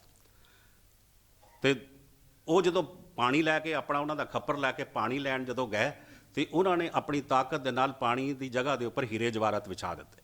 गुरु साहब देखते हीरे जवाहर, बाबा चलिया पानी है डिठै रतन जवाहर लाला। भाई गुरदास जी लिखा कि वो जो खप्पर दिता ना, बाबा चलिया पानी है तो डिठे रतन जवाहर लाला। उत्थे जाके देखते हैं कि रतन तो जवाहर ने। गुरु साहब पानी लैन तो बगैर ही आ जाते, आके उन्होंने का खप्पर वापस कर देंगे कि उत्थे पानी है नहीं। कहते तू पानी लैन गया सी, पानी क्यों नहीं लैके आया। कहते जो उत्थे पानी है नहीं सीगा। कहते फिर तू कुछ होर नहीं देखिया उत्थे। तो कहते मैं पानी लैन गया सी, मैं उत्थे होर की देखना सी। वो बड़े हैरान होए भी रतन जवाहरां की गल नहीं करता। फिर गुरु नानक देव जी उन्होंने कहन लगे भी मैं तुहाडी गल समझदा, मैनूं तुसीं पानी लैन भेजा सी, लेकिन एक गल मेरी भी सुन लो, तुसीं संसार तो आए क्यों भी तुहानूं माया पाउंदी है, माया कारण संसार छड्डिया तुसीं भी माया पाउंदी है। इत्थे भी माया की गल्लां करदे हो तो फिर पहाड़ां दे उपर माया की गल्लां करनियां ते संसार विच ही करो जाके। तुसीं रतन जवेहर इत्थे विछा दिते, रतन जवेहरां की गल छड्ड के तां तुसीं उत्थों आए भी तुसीं कहंदे इत्थे रतन जवेहर माया ममता मैनूं पकड़दी है, तो यही रतन जवेहर माया तुसीं इत्थे खिलार दित्ती। ते तुसीं फिर किस वास्ते इत्थे संसार तो छड्ड के पहाड़ां विच किस करके आए। जे तुसीं इत्थे भी माया दी गल्लां करनियां सन, रतन जवेहरां दी गल करनियां सन, फिर तुसीं संसार नहीं सी छड्डना। बस इन्नी गल कहण दी लोड़ सीगी ते बस रूप वटाया जोगियां, सिंह बाग बहु चलत दिखाए। ਉਹਨਾਂ ਨੇ ਇੱਕਦਮ ਆਪਣਾ ਰੂਪ ਵਟਾ ਲਿਆ, ਇੰਨੇ ਗੁੱਸੇ ਵਿੱਚ ਆ ਗਿਆ। ਤੇ ਭਾਈ ਗੁਰਦਾਸ ਜੀ ਲਿਖਦੇ ਆ ਕਿ ਕਹਿੰਦੇ ਰੂਪ ਵਟਾਇਆ ਜੋਗੀਆਂ, ਸਿੰਘ ਬਾਗ ਬਹੁ ਚਲਤ ਦਿਖਾਈ, ਇੱਕ ਪਰ ਕਰ ਉਡਰਨ ਪੰਖੀ ਜਿਉਂ ਰਹੇ ਲਿਲਾਈ। ਭਾਈ ਗੁਰਦਾਸ ਜੀ ਲਿਖਦੇ ਕਹਿੰਦੇ ਰੂਪ ਵਟਾਇਆ ਜੋਗੀਆਂ, ਇੱਕਦਮ ਉਹਨਾਂ ਨੂੰ ਇੰਨਾ ਗੁੱਸਾ ਆਇਆ, ਆਪਣਾ ਰੂਪ ਵਟਾਤਾ ਉਹਨਾਂ ਨੇ, ਤੇ ਕੋਈ ਸ਼ੇਰ ਬਣ ਗਿਆ, ਕੋਈ ਬਾਗ ਬਣ ਗਿਆ। ਸਿੰਘ ਬਾਗ ਬਹੁ ਚਲਤ ਦਿਖਾਈ, ਉਸ ਦਿਖਾਣ ਲਗੇ ਆਪਣੇ ਤਮਾਸ਼ੇ ਕਿ ਸਿੰਘ ਬਣ ਗਿਆ, ਇੱਕ ਪਰ ਕਰ ਉਡਰਨ, ਕੋਈ ਪੰਖੀ ਬਣ ਕੇ ਆਕਾਸ਼ ਵਿੱਚ ਉੱਡਣ ਲੱਗਿਆ। ਇੱਕ ਪਰ ਕਰ ਉੱਡਣ ਪੰਖੀ ਜਿਉਂ ਰਹੇ ਲਿਲਾਈ, ਜਿਵੇਂ ਪੰਖੀ ਉੱਡਦੇ ਆਕਾਸ਼ ਵਿੱਚ ਇੱਦਾਂ ਉੱਡਣ ਲੱਗ ਪਏ। ਇੱਕ ਨਾਗ ਹੋਏ ਪਵਨ ਛੋੜ, ਇੱਕ ਨਾ ਬਰਖਾ ਅਗਨ ਵਧਾਈ, ਇੱਕ ਨਾ ਬਰਖਾ ਅਗਨ ਵਸਾਈ। ਕਹਿੰਦੇ ਨੇ ਇੱਕ ਨਾਗ ਕਰ ਪਵਨ ਛੋੜ, ਕੋਈ ਨਾਗ ਬਣ ਗਿਆ ਤੇ ਹਵਾ ਮੂੰਹ ਦੇ ਵਿੱਚੋਂ ਹਵਾ ਛੱਡਣ ਲੱਗ ਪਿਆ। ਇੱਕ ਨਾਗ ਕਰ ਪਵਨ ਛੋੜ, ਤੇ ਇੱਕ ਨਾ ਬਰਖਾ ਅਗਨ ਵਸਾਈ, ਬਰਖਾ ਕਰ ਦਿੱਤੀ, ਅਗਨੀ ਦੀ ਬਰਖਾ ਕਰ ਦਿੱਤੀ, ਕਈਆਂ ਨੇ ਅਗਨੀ ਦੀ ਬਰਖਾ ਕਰ ਦਿੱਤੀ। ਤਾਰੇ ਤੋੜੇ ਭੰਗਰਨਾਥ, ਇੱਕ ਮਿਰਗਾਨੀ ਜਲ ਤਰ ਆਈ। ਕਹਿੰਦੇ ਭੰਗਰਨਾਥ ਉੱਡ ਗਿਆ ਆਕਾਸ਼ ਦੇ ਵਿੱਚ, ਤੇ ਇੱਕ ਮੁਰਗਾਬੀ ਬਣ ਕੇ ਜਲ ਤੇ ਤਰਨ ਲੱਗ ਪਈ। ਤੇ ਇਹ ਇੰਨੀ ਅੱਗ ਸੀ ਇਹਨਾਂ ਦੇ ਅੰਦਰ, ਸਿੱਧਾ ਅਗਨ ਨਾ ਬੁਝੇ ਬੁਝਾਈ। ਭਾਈ ਗੁਰਦਾਸ ਜੀ ਲਿਖਦੇ ਨੇ ਇੰਨੀ ਅੱਗ ਇਹਨਾਂ ਦੇ ਅੰਦਰ, ਸਿੱਧਾ ਅਗਨ ਨਾ ਬੁਝੇ ਬੁਝਾਈ, ਇੰਨੀ ਅੱਗ ਉਹਨਾਂ ਦੇ ਅੰਦਰ ਆ ਗਈ। ਤੇ ਗੁਰੂ ਨਾਨਕ ਦੇਵ ਜੀ ਨੂੰ ਇਹ ਤਮਾਸ਼ਾ ਦਿਖਾਉਣ ਲੱਗ ਪਏ ਸਾਰੇ ਜਣੇ। ਗੁਰੂ ਸਾਹਿਬ ਜਦੋਂ ਉਹਨਾਂ ਦਾ ਤਮਾਸ਼ਾ ਦੇਖ ਕੇ ਹਟੇ, ਤੇ ਬਾਬਾ ਆਖੇ ਨਾਥ ਜੀ ਸ਼ਬਦ ਸੁਣੋ, ਸੱਚ ਮੁਖੋਂ ਅਲਾਈ। ਸ਼ਬਦ ਨੂੰ ਸੁਣੋ, ਵਾਹਿਗੁਰੂ ਵਾਹਿਗੁਰੂ ਕਰੋ, ਇਹ ਤਮਾਸ਼ੇ ਨਾ ਦਿਖਾਓ, ਇਹ ਜਾਦੂ ਨਾ ਦਿਖਾਓ ਮੈਨੂੰ, ਤੁਸੀਂ ਸ਼ਬਦ ਸੁਣੋ। ਸੱਚੇ ਬਾਝੋਂ ਸੱਚੇ ਨਾਮ ਤੇ ਹੋਰ ਕਰਾਮਾਤ ਅਸਾਥੇ ਨਾਹੀ। ਮੈਨੂੰ ਤੁਸੀਂ ਕਹੋਗੇ ਕਰਾਮਾਤ ਦਿਖਾਉਣ ਵਾਸਤੇ, ਤੇ ਮੈਂ ਦਿਖਾਣੀ ਕੋਈ ਨਹੀਂ, ਕਿਉਂਕਿ ਬਾਝੋਂ ਸੱਚੇ ਨਾਮ ਤੇ ਹੋਰ ਕਰਾਮਾਤ ਅਸਾਥੇ ਨਾਹੀ। ਬਾਬੇ ਨੇ ਸਾਫ਼ ਕਹਿ ਦਿੱਤਾ ਕਿ ਪਰਮਾਤਮਾ ਦੇ ਨਾਮ ਤੋਂ ਬਿਨਾਂ ਮੇਰੇ ਕੋਲ ਕੋਈ ਕਰਾਮਾਤ ਨਹੀਂ ਜੇ। ਮੈਂ ਇਹ ਕਰਾਮਾਤ ਹੀ ਕੋਲ ਲੈ ਕੇ ਆਇਆ, ਪਰਮਾਤਮਾ ਦਾ ਨਾਮ। ਫਿਰ ਵੀ ਉਹ ਮੰਨਣ ਨਹੀਂ, ਉਹ ਨਹੀਂ ਮੰਨੇ ਕਿ ਨਹੀਂ ਤੇਰੇ ਕੋਲ ਕਰਾਮਾਤ ਜ਼ਰੂਰ ਹੈ। ਫਿਰ ਗੁਰੂ ਨਾਨਕ ਦੇਵ ਪਾਤਸ਼ਾਹ ਜੀ ਨੇ ਮਾਝ ਰਾਗ ਦੇ ਵਿੱਚ ਸ਼ਬਦ ਉਚਾਰਿਆ ਤੇ ਉਹਨਾਂ ਨੂੰ ਸਮਝਾਇਆ। ਉਹਨਾਂ ਨੂੰ ਕਿਹਾ ਪਰਮਾਤਮਾ ਇਹ ਸਾਰੀਆਂ ਤਾਕਤਾਂ ਦਾ ਮਾਲਕ ਪਰਮਾਤਮਾ ਹੈ, ਮੈਂ ਉਹਦਾ ਭੇਜਿਆ ਹੋਇਆ ਬੰਦਾ। ਉਹ ਚਾਹਵੇ ਤੇ ਬੜਾ ਕੁਝ ਕਰ ਸਕਦਾ, ਜਲ ਦਾ ਥਲ ਕਰ ਸਕਦਾ, ਸਭ ਕੁਝ ਕਰ ਸਕਦਾ, ਉਹਦੇ ਕੋਲ ਬੜੀ ਤਾਕਤ ਹੈ। ਗੁਰੂ ਸਾਹਿਬ ਨੇ ਜਿਹੜਾ ਸ਼ਬਦ ਉਚਾਰਿਆ ਉਹਨਾਂ ਨੂੰ ਸਮਝਾਉਣ ਵਾਸਤੇ ਇਹ ਗੱਲ ਕਹੀ ਗੁਰੂ ਨਾਨਕ ਦੇਵ ਪਾਤਸ਼ਾਹ ਜੀ ਕਿ ਪਹਿਰਾਂ ਅਗਨ ਹਿਵੇ ਕਰ ਬਾਂਧਾ, ਭੋਜਨ ਸਾਰ ਕਰਾਈ। ਜੇ ਪਰਮਾਤਮਾ ਚਾਹੇ ਨਾ, ਤੁਸੀਂ ਕਹਿੰਦੇ ਹੋ ਕਰਾਮਾਤ ਦੀ ਗੱਲ, ਜੇ ਪਰਮਾਤਮਾ ਚਾਹੇ ਨਾ ਵੀ ਇਹ ਕੁਝ ਵਰਤਾਣਾ, ਤੇ ਮੈਨੂੰ ਉਹ ਇਸ ਤਰੀਕੇ ਨਾਲ ਬਣਾ ਸਕਦਾ ਕਿ ਪਹਿਰਾਂ ਅਗਨ, ਮੈਂ ਕੱਪੜੇ ਅੱਗ ਦੇ ਪਾ ਕੇ ਨਾ ਹਿਵੇ ਕਰ ਬਾਂਧਾ, ਬਰਫ਼ ਦੇ ਘਰ ਵਿੱਚ ਰਹਿ ਸਕਦਾ। ਪਹਿਰਾਂ ਅਗਨ ਹਿਵੇ ਕਰ ਬਾਂਧਾ, ਹਿਵੇ ਮੈਨੇ ਬਰਫ਼, ਮੈਂ ਬਰਫ਼ ਦੇ ਘਰ ਵਿੱਚ ਬੈਠ ਸਕਦਾ ਅੱਗ ਦੇ ਕੱਪੜੇ ਪਾ ਕੇ। ਭੋਜਨ ਸਾਰ ਕਰਾਈ, ਤੇ ਲੋਹੇ ਦਾ ਭੋਜਨ ਖਾ ਸਕਦਾ ਮੈਂ। ਭੋਜਨ ਸਾਰ ਕਰਾਈ, ਸਗਲੇ ਦੁੱਖ ਪਾਣੀ ਕਰ ਪੀਵਾਂ, ਧਰਤੀ ਹਾਕ ਚਲਾਈ। ਸਾਰਿਆਂ ਦੇ ਦੁੱਖ ਮੈਂ ਨਾ ਇੱਕ ਬੁੱਕ ਪਾਣੀ ਲੈ ਕੇ ਸਾਰਿਆਂ ਦੇ ਪੀ ਸਕਦਾ, ਸਾਰਿਆਂ ਦੇ ਦੁੱਖ ਦੂਰ ਕਰ ਸਕਦਾ ਮੈਂ। ਜੇ ਪਰਮਾਤਮਾ ਚਾਹੇ ਤਾਂ ਮੇਰੇ ਅੰਦਰ ਇੰਨੀ ਤਾਕਤ ਦੇ ਸਕਦਾ ਮੈਨੂੰ ਕਿ ਮੈਂ ਸਾਰੀ ਦੁਨੀਆ ਦੇ ਦੁੱਖ ਇੱਕ ਬੁੱਕ ਪਾਣੀ 'ਚ ਲੈ ਕੇ ਪੀ ਸਕਦਾ। ਸਗਲੇ ਦੁੱਖ ਪਾਣੀ ਕਰ ਪੀਵਾਂ, ਧਰਤੀ ਹਾਕ ਚਲਾਈ, ਤੇ ਧਰਤੀ ਦੇ ਲੋਕਾਂ ਨੂੰ ਮੈਂ ਅੱਗੇ ਵੀ ਚਲਾ ਸਕਦਾ ਆਪਣੇ ਹੁਕਮ ਦੇ ਨਾਲ। ਮੈਂ ਤਰ ਤਰਾਜੀ ਅੰਬਰ ਤੋਲੀ, ਪਿੱਛੇ ਟੰਕ ਚੜਾਈ। ਕਹਿੰਦੇ ਨੇ ਮੈਨੂੰ ਪਰਮਾਤਮਾ ਜੇ ਚਾਹੇ ਨਾ, ਤੇ ਮੈਂ ਇਹ ਆਪਣੇ ਇੱਕ ਤਰਾਜੂ ਦੇ ਵਿੱਚ, ਇੱਕ ਤਕੜੀ ਦੇ ਵਿੱਚ ਪੂਰੇ ਆਸਮਾਨ ਨੂੰ ਵਿੱਚ ਬਿਠਾ ਕੇ ਮਾਸ਼ੇ ਦਾ ਵੱਟਾ ਪਾ ਕੇ ਉਹਨੂੰ ਤੋਲ ਸਕਦਾ ਆਸਮਾਨ ਨੂੰ। ਤਰ ਤਰਾਜੀ ਅੰਬਰ ਤੋਲੀ, ਅੰਬਰ ਮੈਨੇ ਆਕਾਸ਼, ਤਰਾਜੂ ਦੇ ਵਿੱਚ ਰੱਖ ਕੇ ਇਹ ਪੂਰੇ ਆਕਾਸ਼ ਨੂੰ ਮੈਂ ਇੱਕ ਛੋਟਾ ਜਿਹਾ ਵੱਟਾ ਦੇ ਨਾਲ ਤੋਲ ਸਕਦਾ। ਤਰ ਤਰਾਜੀ ਅੰਬਰ ਤੋਲੀ, ਪਿੱਛੇ ਟੰਕ ਚੜਾਈ, ਮਾਸ਼ੇ ਦਾ ਵੱਟਾ ਰੱਖ ਕੇ ਇਹ ਪੂਰੇ ਅੰਬਰ ਨੂੰ ਮੈਂ ਤੋਲ ਸਕਦਾ। ਏਵਡ ਵਦਾਂ ਮਾਵਾ ਨਾਹੀਂ, शब्द है नथ चलाई। एवड वदा मावा नाही, मावा मैंने समावा, इतना वड्डा हो जावा कि मैं किधरे सांभिया ही ना जा सका, टिकाया ही ना जा सका। सब सह नथ चलाई, तो सारिਆਂ ਨੂੰ नथ के अगे कर लवां, अगे लगा लवां सब ਨੂੰ। ते जेवड़ साहिब तेवड़ दाती, दे दे करे रजाई। कहते ने इतना वड्डा वो साहिब है, वो जिदे ते बख्शिश कर दे, अपनी रजा अनुसार जिन्हों टोर सकता उधर टोर लैंदा हैगा। लेकिन मैं कहते ने ये नहीं करना, कहते ने मैं ये नहीं करना। नानक नदर करे जिस ऊपर सच नाम वड्याई। ਨਾਨਕ ਨਦਰ ਕਰੇ ਜਿਸ ਉੱਪਰ। ਇਹ ਗੱਲ ਅਖੀਰ ਦੇ ਉੱਪਰ ਪਤੇ ਦੀ ਕੀਤੀ। ਤੁਸੀਂ ਇਹ ਨਾ ਕਹੋ ਕਿ ਪਰਮਾਤਮਾ ਕੋਈ ਕਰ ਨਹੀਂ ਸਕਦਾ ਕੁਝ। ਤੁਸੀਂ ਜਿਹੜੀ ਇਹ ਜਾਦੂ ਮੈਨੂੰ ਦਿਖਾ ਰਹੇ ਹੋ ਨਾ, ਉਹਨਾਂ ਜਾਦੂਆਂ ਦੇ ਅੱਗੇ ਪਰਮਾਤਮਾ ਦੀ ਸ਼ਕਤੀ ਬਹੁਤ ਵੱਡੀ ਹੈ। ਲੇਕਿਨ ਮੈਂ ਕਹਿੰਦਾ ਇਹਨਾਂ ਦੇ ਨਾਲੋਂ, ਇਹਨਾਂ ਕਰਾਮਾਤਾਂ ਨਾਲੋਂ ਸਭ ਤੋਂ ਵੱਡੀ ਕੀ ਹੈ? ਨਾਨਕ ਨਦਰ ਕਰੇ ਜਿਸ ਉੱਪਰ। ਸੱਚ ਨਾਮ ਵਡਿਆਈ, ਉਹਨੂੰ ਨਾਮ ਦੀ ਵਡਿਆਈ ਦਿੰਦਾ ਹੈ, ਜਿਹਦੇ ਉੱਪਰ ਬਖਸ਼ਿਸ਼ ਕਰਦਾ। ਇਹ ਸਭ ਤੋਂ ਵੱਡੀ ਕਰਾਮਾਤ ਹੈ।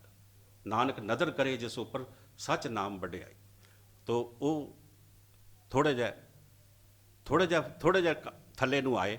ਜਿਹੜਾ ਉਹਨਾਂ ਦੇ ਅੰਦਰ ਹੰਕਾਰ ਸੀ ਨਾ ਕਿ ਅਸੀਂ ਰਿੱਧੀਆਂ ਸਿੱਧੀਆਂ, ਗੁਰੂ ਸਾਹਿਬ ਨੇ ਥੋੜ੍ਹਾ ਜਿਹਾ ਉਹਨਾਂ ਨੂੰ ਥੱਲੇ ਲਿਆਂਦਾ। ਤੇ ਫਿਰ ਉਹ ਕਹਿਣ ਲੱਗੇ ਕਿ ਦਰਸ਼ਨ ਭੇਖ ਕਰੋ ਜੋਗਿੰਦਰਾ, ਝੋਲੀ ਮੁੰਦਰਾ ਝੋਲੀ ਖਿੰਥਾ। ਕਹਿੰਦੇ ਤੂੰ ਇਸ ਤਰ੍ਹਾਂ ਕਰ, ਚੰਗਾ ਇਹੀ ਕਿ ਸਾਡੇ ਧਰਮ ਵਿੱਚ ਆ ਜਾ। ਦਰਸ਼ਨ ਭੇਖ ਕਰੋ ਜੋਗਿੰਦਰਾ। ਜੋਗਿੰਦਰਾ ਮੈਨੇ ਸਭ ਤੋਂ ਉੱਚਾ, ਸਾਡਾ ਮਤ ਸਭ ਤੋਂ ਉੱਚਾ ਹੈਗਾ, ਤੂੰ ਸਾਡੇ ਮਤ ਵਿੱਚ ਆ ਜਾ। ਦਰਸ਼ਨ ਭੇਖ ਕਰੋ ਜੋਗਿੰਦਰਾ, ਮੁੰਦਾ ਝੋਲੀ ਖਿੰਥਾ। ਮੁੰਦਰਾ ਪਾ ਲਾ, ਝੋਲੀ ਪਾ ਲਾ, ਖਿੰਥਾ ਪਾ ਲਾ। ਇਹ ਪਾ ਲਾ ਤੂੰ ਆਪਣੇ ਗਲ ਦੇ ਵਿੱਚ। ਤੇ 12 ਅੰਤਰ ਏਕ ਸਰੇਵੋ, 12 ਅੰਤਰ ਏਕ ਸਰੇਵੋ, ਖਟ ਦਰਸ਼ਨ ਇੱਕ ਪੰਥਾ। ਕਹਿੰਦੇ ਨੇ ਤੂੰ ਇਸ ਤਰ੍ਹਾਂ ਕਰ ਕਿ ਸਾਡੇ ਇਸ ਜੋਗਿੰਦਰਾ ਮੈਨੇ ਸਭ ਤੋਂ ਉੱਚਾ ਮੱਤ ਹੈ, ਇਹਦੇ ਵਿੱਚ ਆ ਜਾ। 12 ਅੰਤਰ ਏਕ ਸਰੇਵੋ, 12 ਪੰਥ ਨੇ ਜੋਗੀਆਂ ਦੇ, ਉਹਦੇ ਵਿੱਚੋਂ ਸਾਡਾ ਆਈ ਪੰਥ ਸਭ ਤੋਂ ਉੱਚਾ। 12 ਅੰਤਰ ਏਕ ਸਰੇਵੋ, ਖਟ ਦਰਸ਼ਨ ਇੱਕ ਪੰਥਾ। ਤੇ ਖਟ ਦਰਸ਼ਨ ਮੈਨੇ 6 ਤਰ੍ਹਾਂ ਦੇ ਜੋਗ ਤੇ 6 ਤਰ੍ਹਾਂ ਦੇ ਭੇਖ ਨੇ, ਜਿਹਦੇ ਵਿੱਚ ਜੋਗੀ ਹੈ, ਜੰਗਮ ਹੈ, ਤੇ ਇਹ ਜੈਨੀ ਨੇ। ਇਸ ਤਰ੍ਹਾਂ ਵਿਸ਼ਨੂੰ ਨੇ, ਭਗਤ ਨੇ ਦੂਸਰੇ, ਉਸ ਤਰ੍ਹਾਂ ਤਰੀਕੇ ਦੇ 6 ਤਰ੍ਹਾਂ ਦੇ ਜਿਹੜੇ ਨੇ ਉਹ ਭੇਖ ਨੇ। ਉਹਨਾਂ ਭੇਖਾਂ ਵਿੱਚੋਂ ਇੱਕ ਜੋਗ ਮਤ ਸਭ ਤੋਂ ਵੱਡਾ ਭੇਖ ਹੈ। ਖਟ ਦਰਸ਼ਨ ਇੱਕ ਪੰਥਾ। ਆਈ ਮਤ 12 ਪੰਥ ਨੇ, ਜਿਵੇਂ ਆਪਾਂ ਪਹਿਲਾਂ ਵੀ ਗੱਲ ਕੀਤੀ ਸੀ, 12 ਪੰਥ ਨੇ ਜੋਗੀਆਂ ਦੇ, ਜਿਹਦੇ ਵਿੱਚ ਆਈ ਪੰਥ ਸਭ ਤੋਂ ਸ੍ਰੇਸ਼ਟ ਹੈ, ਉਹਦੇ ਵਿੱਚ ਪਾਗਲ ਹੈ, ਕੰਬਲੀ ਹੈ, ਧਵਜ ਹੈ, ਇਸ ਤਰ੍ਹਾਂ ਦੇ ਉਹਨਾਂ ਦੇ ਪੰਥ ਨੇ, ਵੱਖਰੇ ਵੱਖਰੇ ਪੰਥ ਹੈਗੇ ਨੇ। ਉਹਨਾਂ ਨੂੰ ਪੰਥਾਂ ਦੇ ਵਿੱਚੋਂ 12 ਪੰਥ, ਆਈ ਪੰਥੀ ਸਗਲ ਜਮਾਤੀ ਮਨ ਜਿੱਤੇ ਜਗਜੀਤ, ਜਿਹਦਾ ਆਪਾਂ ਜਪਜੀ ਸਾਹਿਬ ਵਿੱਚ ਵੀ ਗੱਲ ਕਰਦੇ ਹਾਂ। ਕਹਿੰਦੇ ਨੇ ਉਹਦੇ ਅੰਤਰ 12 ਅੰਤਰ ਏਕ ਸਰੇਵੋ। ਇਹਨਾਂ 12 ਪੰਥਾਂ ਵਿੱਚੋਂ ਇੱਕ ਸਾਡਾ ਸਭ ਤੋਂ ਪੰਥ, ਤੇ 6 ਭੇਖਾਂ ਵਿੱਚੋਂ ਸਭ ਤੋਂ ਵੱਡਾ ਜੋਗ ਦਾ ਭੇਖ ਹੈਗਾ। ਤੁਸੀਂ ਕਰ ਲਵੋ। ਇਨਬਿਦ ਪੁਰਖ ਸਮਝਾਈਏ ਪੁਰਖਾ, ਇਨਬਿਦ ਮਨ ਸਮਝਾਈਏ ਪੁਰਖਾ, ਬਹੁਰ ਚੋਟ ਨਾ ਖਾਈਏ। ਜੇ ਤੂੰ ਸਾਡੇ ਭੇਖ ਵਿੱਚ ਆ ਜਾਏਗਾ, ਸਾਡੇ ਮਤ ਵਿੱਚ ਆ ਜਾਏਗਾ, ਤੇ ਜਿਹੜਾ ਅਸੀਂ ਤੈਨੂੰ ਜੋਗ ਮਤ ਦਿਆਂਗੇ, ਇਹਦੇ ਨਾਲ ਤੂੰ ਪਰਮਾਤਮਾ ਤੱਕ ਪਹੁੰਚ ਸਕੇਗਾ। ਇਸ ਤਰ੍ਹਾਂ ਤੈਨੂੰ ਚੋਟ ਵਿਕਾਰਾਂ ਦੀ ਚੋਟ ਨਹੀਂ ਲੱਗੇਗੀ। ਗੁਰੂ ਸਾਹਿਬ ਫਿਰ ਉਹਨਾਂ ਨੂੰ ਕਹਿਣ ਲੱਗੇ ਕਿ ਅੰਤਰ ਸ਼ਬਦ, ਕਹਿੰਦੇ ਨੇ ਨਿਰੰਤਰ ਮੁਦਰਾ। ਅੰਤਰ ਸ਼ਬਦ ਨਿਰੰਤਰ ਮੁਦਰਾ। ਹਉਮੈ ਮਮਤਾ ਦੂਰ ਕਰੀ, ਕਾਮ ਕ੍ਰੋਧ ਹੰਕਾਰ ਨਿਵਾਰੇ, ਗੁਰ ਕੇ ਸ਼ਬਦ ਸੋ ਸਮਝ ਪਰੀ। ਕਹਿੰਦੇ ਨੇ ਮੈਨੂੰ ਤੇਰੀ ਲੋੜ ਕੀ ਹੈ, ਇਸ ਮੁੰਦਰਾ ਪਾਉਣ ਦੀ ਕੀ ਲੋੜ ਹੈ? ਮੇਰੇ ਅੰਦਰ ਜਿਹੜੀਆਂ ਨਾ ਸ਼ਬਦ ਵਸ ਜਾਂਦਾ, ਇਹ ਮੇਰੇ ਅੰਦਰ ਮੇਰੀਆਂ ਕੰਨਾਂ ਵਿੱਚ ਮੁੰਦਰਾ ਪੈ ਜਾਂਦੀਆਂ। ਅੰਤਰ ਸ਼ਬਦ ਨਿਰੰਤਰ ਮੁਦਰਾ। ਕਹਿੰਦੇ ਨੇ ਮੇਰੇ ਅੰਦਰ ਜਿਹੜਾ ਸ਼ਬਦ ਵਸਿਆ ਹੋਇਆ, ਇਹ ਜਿਹੜਾ ਹੈ ਮੈਨੂੰ ਮੁੰਦਰਾ ਪਾਉਣ ਦੀ ਲੋੜ ਹੀ ਨਹੀਂ ਪੈਂਦੀ ਇਹਨਾਂ ਨੂੰ। ਹਉਮੈ ਮਮਤਾ ਦੂਰ ਕਰੀ, ਮੈਂ ਤੁਹਾਡੇ ਵਾਂਗੂ ਹੰਕਾਰਿਆ ਨਹੀਂ ਹੋਇਆ, ਕਿਉਂਕਿ ਸ਼ਬਦ ਮੇਰੇ ਅੰਦਰੋਂ ਹੰਕਾਰ ਕੱਢ ਦਿੰਦਾ। ਅੰਤਰ ਸ਼ਬਦ ਨਿਰੰਤਰ ਮੁਦਰਾ। ਹਉਮੈ ਮਮਤਾ ਦੂਰ ਕਰੀ, ਕਾਮ ਕ੍ਰੋਧ ਹੰਕਾਰ ਨਿਵਾਰੇ, ਗੁਰ ਕੇ ਸ਼ਬਦ ਤੋਂ ਸਮਝ ਪਰੀ। ਖਿੰਥਾ ਝੋਲੀ ਭਰਪੁਰ ਰਿਹਾ, ਨਾਨਕ ਤਾਰੇ ਏਕ ਹਰੀ। ਉਹ ਗੁਰੂ ਸਾਹਿਬ ਉਹਨਾਂ ਨੂੰ ਕਹਿਣ ਲੱਗੇ, ਜਿਹੜੀ ਤੂੰ ਖਿੰਥਾ ਦੀ ਗੱਲ ਕਰਦਾ, ਝੋਲੀ ਦੀ ਗੱਲ ਕਰਦਾ, ਜਦੋਂ ਮੈਂ ਪਰਮਾਤਮਾ ਨੂੰ ਭਰਪੂਰ ਰਿਹਾ, ਸਭ ਪਾਸੇ ਪਰਮਾਤਮਾ ਦੇ ਦਰਸ਼ਨ ਕਰਦਾ, ਮੈਨੂੰ ਝੋਲੀ ਖਿੰਥਾ ਦੀ ਲੋੜ ਨਹੀਂ ਪੈਂਦੀ, ਕਿਉਂਕਿ ਮੈਨੂੰ ਗੁਰੂ ਦੇ ਸ਼ਬਦ ਨੇ ਤਾਰ ਦੇਣਾ ਸੰਸਾਰ ਤੋਂ। ਉਹ ਕਹਿਣ ਲੱਗੇ ਤੁਸੀਂ ਸਾਡੇ ਸ਼ਬਦ, ਸਾਡੇ ਮਤ ਵਿੱਚ ਨਹੀਂ ਰਲਣਾ, ਪਰ ਤੁਹਾਡਾ ਮਤ ਕਿਹੜਾ ਹੈ? ਕਵਣ ਮੂਲ ਕਵਣ ਮਤ ਵੇਲਾ, ਤੇਰਾ ਕਵਣ ਗੁਰੂ ਜਿਸ ਕਾ ਤੂੰ ਚੇਲਾ। ਜੋਗੀ ਪੁੱਛਦੇ ਫਿਰ ਤੇਰਾ ਮਤ ਕਿਹੜਾ? ਕਵਣ ਮੂਲ ਕਵਣ ਮਤ ਵੇਲਾ, ਤੇਰਾ ਕਵਣ ਗੁਰੂ ਜਿਸ ਕਾ ਤੂੰ ਚੇਲਾ। ਵੀ ਤੇਰਾ ਮਤ ਕਿਹੜਾ ਹੈਗਾ? ਕਵਣ ਮੂਲ, ਤੇਰਾ ਮੂਲ ਕਿਹੜਾ ਹੈਗਾ? ਮੂਲ ਕਿਸ ਦਾ ਹੈ? ਜਿੱਥੋਂ ਮੂਲ ਤੋਂ ਤੂੰ ਆਇਆ। ਕਵਣ ਮੂਲ ਕਵਣ ਮਤ ਵੇਲਾ, ਤੇ ਕਿਹੜਾ ਮਤ ਲੈਣ ਦਾ ਵੇਲਾ ਹੈਗਾ? ਤੇਰਾ ਗੁਰੂ ਕੌਣ ਹੈ ਤੇ ਤੂੰ ਚੇਲਾ ਕਿਸ ਦਾ ਹੈ? ਗੁਰੂ ਸਾਹਿਬ ਉਸ ਨੂੰ ਕਹਿਣ ਲੱਗੇ, ਪਵਨ ਆਰੰਭ ਸਤਿਗੁਰੂ ਮਤ ਵੇਲਾ, ਸ਼ਬਦ ਗੁਰੂ ਸੁਰਤ ਧੁਨ ਚੇਲਾ। ਗੁਰੂ ਸਾਹਿਬ ਨੂੰ ਕਹਿਣ ਲੱਗੇ, ਪਵਨ ਆਰੰਭ ਮੇਰਾ ਮੂਲ ਹੈਗਾ ਪਵਨ। ਪਵਨ ਕਰਕੇ ਮੈਂ ਸਾਹ ਲੈ ਰਿਹਾ, ਇਹ ਮੇਰਾ ਸਰੀਰ ਜਿੰਦਾ ਤੇ ਪਵਨ ਕਰਕੇ ਹੈ। ਇਹ ਮੇਰਾ ਮੂਲ ਹੈ, ਹਸਤੀ ਦਾ ਮੂਲ ਮੇਰਾ ਪਵਨ ਹੈ। ਤੇ ਸਤਿਗੁਰੂ ਮਤ ਵੇਲਾ, ਜਿਹੜਾ ਮੇਰਾ ਇਹ ਮਨੁੱਖਾ ਜਨਮ ਦਾ ਵੇਲਾ, ਸਤਿਗੁਰੂ ਦੀ ਮਤ ਗ੍ਰਹਿਣ ਕਰਨ ਦਾ। ਤੇ ਮੇਰਾ ਗੁਰੂ ਜਿਹੜਾ ਉਹ ਸ਼ਬਦ ਹੈ, ਤੇ ਮੇਰੀ ਸੁਰਤ ਚੇਲਾ ਹੈ, ਜਿਹਦੇ ਵਿੱਚ ਸ਼ਬਦ ਵਸ ਜਾਂਦਾ, ਤੇ ਮੈਂ ਪਰਮਾਤਮਾ ਤੱਕ ਇਸ ਸ਼ਬਦ ਰਾਹੀਂ ਪਹੁੰਚ ਜਾਂਦਾ। ਤੋ ਗੁਰੂ ਸਾਹਿਬ ਨੂੰ ਇਹ ਸੁਣ ਕੇ ਤੇ ਬੜਾ ਉਹ ਕਹਿਣ ਲੱਗੇ, ਜਿਹੜੀ ਸ਼ਬਦ ਦੀ ਗੱਲ ਤੂੰ ਕਰਦਾ ਹੈ ਕਿੱਥੋਂ ਆਇਆ? ਗੁਰੂ ਸਾਹਿਬ ਅੱਜ ਕਹਿੰਦੇ ਨੇ ਅੱਜ ਤਾਂ ਸੰਸਾਰ ਵਸਿਆ ਹੋਇਆ, ਪਹਿਲਾਂ ਇਹ ਸ਼ਬਦ ਕਿੱਥੇ ਸੀ? ਗੁਰੂ ਸਾਹਿਬ ਨੇ ਉਹਨਾਂ ਨੂੰ ਜਵਾਬ ਦਿੱਤਾ ਕਿ ਪਹਿਲਾਂ ਇਹ ਪਰਮਾਤਮਾ ਦੇ ਕੋਲ ਸੀ, ਜਦੋਂ ਪਰਮਾਤਮਾ ਨੇ ਸ੍ਰਿਸ਼ਟੀ ਬਣਾਈ ਇਹ ਸਾਰਾ ਸ਼ਬਦ ਇੱਥੇ ਵਰਤਾ ਦਿੱਤਾ, ਉਹ ਸ਼ਬਦ ਅੱਜ ਪਰਮਾਤਮਾ ਤੋਂ ਮੇਰੇ ਕੋਲ ਵੀ ਹੈ, ਤੇ ਉਹ ਸ਼ਬਦ ਰਾਹੀਂ ਅਸੀਂ ਸੰਸਾਰ ਤੋਂ ਤਰ ਸਕਦੇ ਹਾਂ। ਕਹਿੰਦੇ ਨੇ ਤੂੰ ਇਹ ਜੋ ਕੁਛ ਤੂੰ ਗੱਲ ਸਾਡੇ ਨਾਲ ਕਰ ਰਿਹਾ, ਇਹ ਤੇਰੇ ਅੰਦਰ ਤਬਦੀਲੀ ਆਈ ਕਿਵੇਂ? ਕਿਤ ਬਿਦ ਪੁਰਖਾ ਜਨਮ ਬਟਾਇਆ, ਕਾਹੇ ਕੋ ਤੂੰ ਇਹ ਮਨ ਲਾਇਆ। ਕਿਤ ਬਿਦ ਪੁਰਖਾ ਜਨਮ ਬਟਾਇਆ, ਤੇਰੇ ਅੰਦਰ ਇਹ ਤਬਦੀਲੀ ਆਈ ਕਿਵੇਂ? ਕਿਤ ਬਿਦ ਪੁਰਖਾ ਜਨਮ ਬਟਾਇਆ, ਕਾਹੇ ਕੋ ਤੂੰ ਇਹ ਮਨ ਲਾਇਆ। ਕਿਤ ਬਿਦ ਆਸਾ ਮਨਸਾ ਖਾਈ, ਕਿਸ ਬਿਦ ਜੋਤ ਨਿਰੰਤਰ ਪਾਈ। ਕਹਿੰਦੇ ਨੇ ਕਿਸ ਬਿਦ ਜੋਤ ਨਿਰੰਤਰ ਪਾਈ, ਕਿਤ ਬਿਦ ਜੋਤ ਨਿਰੰਤਰ ਪਾਈ। ਤੇਰੇ ਅੰਦਰ ਇਹ ਵਰਤਾਓ, ਇਹ ਸਾਰਾ ਜਿਹੜੀਆਂ ਤੂੰ ਗੱਲਾਂ ਸਾਡੇ ਨਾਲ ਕਰੀ ਜਾਂਦਾ ਹੈ, ਇਹ ਤੇਰਾ ਰੂਪ ਬਣਿਆ ਕਿਵੇਂ? ਕਿਤ ਬਿਦ ਪੁਰਖਾ ਜਨਮ ਬਟਾਇਆ, ਕਾਹੇ ਕੋ ਤੂੰ ਇਹ ਮਨ ਲਾਇਆ, ਕਿੱਥੇ ਤੂੰ ਮਨ ਲਗਾਇਆ। ਕਿਤ ਬਿਦ ਆਸਾ ਮਨਸਾ ਖਾਈ, ਕਿਤ ਬਿਦ ਜੋਤ ਨਿਰੰਤਰ ਪਾਈ। ਇਹ ਆਸਾ ਤੇ ਮਨਸ਼ਾ ਤੇ ਮੁੱਕਦੀਆਂ ਨਹੀਂ ਸੰਸਾਰ ਦੇ ਵਿੱਚ, ਹਰ ਵੇਲੇ ਆਸਾ ਤੇ ਮਨਸ਼ਾ ਦੇ ਨਾਲ ਅਸੀਂ ਟਿਕਦੇ ਰਹਿੰਦੇ, ਸਾਰਾ ਦਿਨ ਸਾਡੇ ਸੰਕਲਪ ਵਿਕਲਪ ਸਾਡੇ ਮਨ ਵਿੱਚ ਦੌੜਦੇ ਰਹਿੰਦੇ ਨੇ, ਅਸੀਂ ਉਹਨਾਂ ਦੇ ਅਧੀਨ ਹੀ ਕੰਮ ਕਰਦੇ ਰਹਿੰਦੇ, ਦੌੜਦੇ ਰਹਿੰਦੇ ਹਾਂ। ਇਹ ਕਿਸ ਤਰ੍ਹਾਂ ਮੁੱਕ ਜਾਂਦੀ ਹੈ? ਸੰਸਾਰ ਦੇ ਵਿੱਚ ਰਹਿੰਦਿਆਂ ਹੋਇਆਂ ਆਸਾ ਮਨਸਾ ਕਿੱਦਾਂ ਖਤਮ ਹੋ ਸਕਦੀ ਹੈ? ਹਰ ਵੇਲੇ ਸਾਡੇ ਅੰਦਰ ਚੱਲੀ ਜਾਂਦੇ, ਆਸਾ ਮਨਸਾ ਦਾ ਦਰਿਆ ਚੱਲਦਾ ਰਹਿੰਦਾ ਸਾਡੇ ਅੰਦਰ। ਕਿਤ ਬਿਦ ਆਸਾ ਮਨਸਾ ਖਾਈ, ਕਿਤ ਬਿਦ ਜੋਤ ਨਿਰੰਤਰ ਪਾਈ। ਕਿਸ ਤਰੀਕੇ ਨਾਲ ਉਹਦੀ ਜੋਤ ਹਰ ਵੇਲੇ ਸਾਡੇ ਅੰਦਰ ਟਿਕੀ ਰਵੇ ਤਾਂ ਅਸੀਂ ਰਸ ਮਾਣਦੇ ਰਹੀਏ, ਰਸ ਮਾਣਦੇ ਰਹੀਏ, ਕਿਸ ਤਰ੍ਹਾਂ ਹੋ ਸਕਦਾ? ਬਿਨ ਦੰਤਾਂ ਕਿਉਂ ਖਾਈਏ ਸਾਰ, ਜਿਹਦੇ ਦੰਦ ਹੀ ਨਾ ਹੋਣ ਉਹ ਕੀ ਲੋਹਾ ਚੱਬ ਸਕਦਾ? ਬਿਨ ਦੰਤਾਂ ਕਿਉਂ ਖਾਈਏ ਸਾਰ, ਸਾਰ ਬਣੇ ਲੋਹਾ, ਜਿਹਦੇ ਦੰਦ ਨਾ ਹੋਣ ਉਹ ਲੋਹਾ ਕਿਵੇਂ ਖਾੜ ਸਕਦਾ? ਨਾਨਕ ਸਾਚਾ ਦੇਹੋ ਵਿਚਾਰ। ਇਸ ਗੱਲ ਦੀ ਤੂੰ ਸਾਨੂੰ ਵਿਚਾਰ ਦੱਸ। ਹੁਣ ਦੇਖੋ ਕਿੰਨੇ ਸਵਾਲ ਜੋਗੀ ਕਰੀ ਜਾ ਰਹੇ ਨੇ। ਹੁਣ ਵਿਦਵਾਨਾਂ ਦੀ ਗੱਲ, ਵਿਦਵਾਨਾਂ ਦੇ ਨਾਲ ਗੁਰੂ ਸਾਹਿਬ ਉੱਦਾਂ ਦੀ ਗੱਲ ਕਰਦੇ, ਆਪਣੇ ਵਰਗਿਆਂ ਨਾਲ ਗੁਰੂ ਸਾਹਿਬ ਸਿੱਧੀ ਗੱਲ ਕਰਦੇ, ਕਿਸਾਨਾਂ ਨਾਲ ਸਿੱਧੀ ਗੱਲ ਕਰਦੇ, ਵਪਾਰੀਆਂ ਨਾਲ ਸਿੱਧੀ ਗੱਲ ਕਰਦੇ। ਹੁਣ ਉਹ ਕਹਿੰਦੇ ਨੇ ਦੰਦ ਨਾ ਜਿਹਦੇ ਹੋਣ ਉਹ ਲੋਹਾ ਕਿਵੇਂ ਖਾ ਲਏਗਾ। ਹੁਣ ਵਿਦਵਾਨਾਂ ਦੀ ਗੱਲ ਵਿਦਵਾਨਾਂ ਦੇ ਨਾਲ ਹੋ ਰਹੀ। ਕਿਤ ਬਿਦ ਪੁਰਖਾ ਜਨਮ ਬਟਾਇਆ, ਸਤਿਗੁਰੂ ਕੇ ਜਨਮੇ ਗਵਨ ਮਿਟਾਇਆ। ਅਨਹਤ ਰਾਤੇ ਇਹ ਮਨ ਲਾਇਆ, ਮੈਂ ਸਤਿਗੁਰੂ ਦੇ ਘਰ ਜਨਮ ਲਿਆ ਤੇ ਮੇਰੀ ਤਬਦੀਲੀ ਆਈ।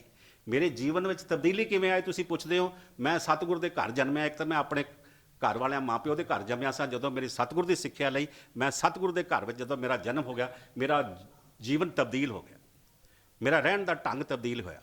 ਅਨਹਤ ਰਾਤੇ ਇਹ ਮਨ ਲਾਇਆ, ਮੈਂ ਸ਼ਬਦ ਵਿੱਚ ਜੁੜਿਆ ਰਿਹਾ ਤੇ ਨਿਰੰਤਰ ਰਸ, ਇੱਕ ਰਸ ਮੈਂ ਉਹ ਅੰਦਰ ਮੇਰੇ ਵਰਤਦਾ ਰਿਹਾ ਤੇ ਮੈਂ ਅਨਹਤ ਰਾਤੇ ਇਹ ਮਨ ਲਾਇਆ, ਉਸ ਦੇ ਨਾਲ ਜੁੜਿਆ ਰਿਹਾ ਨਿਰੰਤਰ। ਅਨਹਤ ਮੈਨੇ ਜਿੱਥੇ ਆਵਾਜ਼ ਕੋਈ ਨਹੀਂ ਲੇਕਿਨ ਨਿਰੰਤਰ ਵਰਤਦਾ ਰਹਿੰਦਾ, ਇੱਕ ਰਸ ਵਰਤਦਾ ਰਹਿੰਦਾ।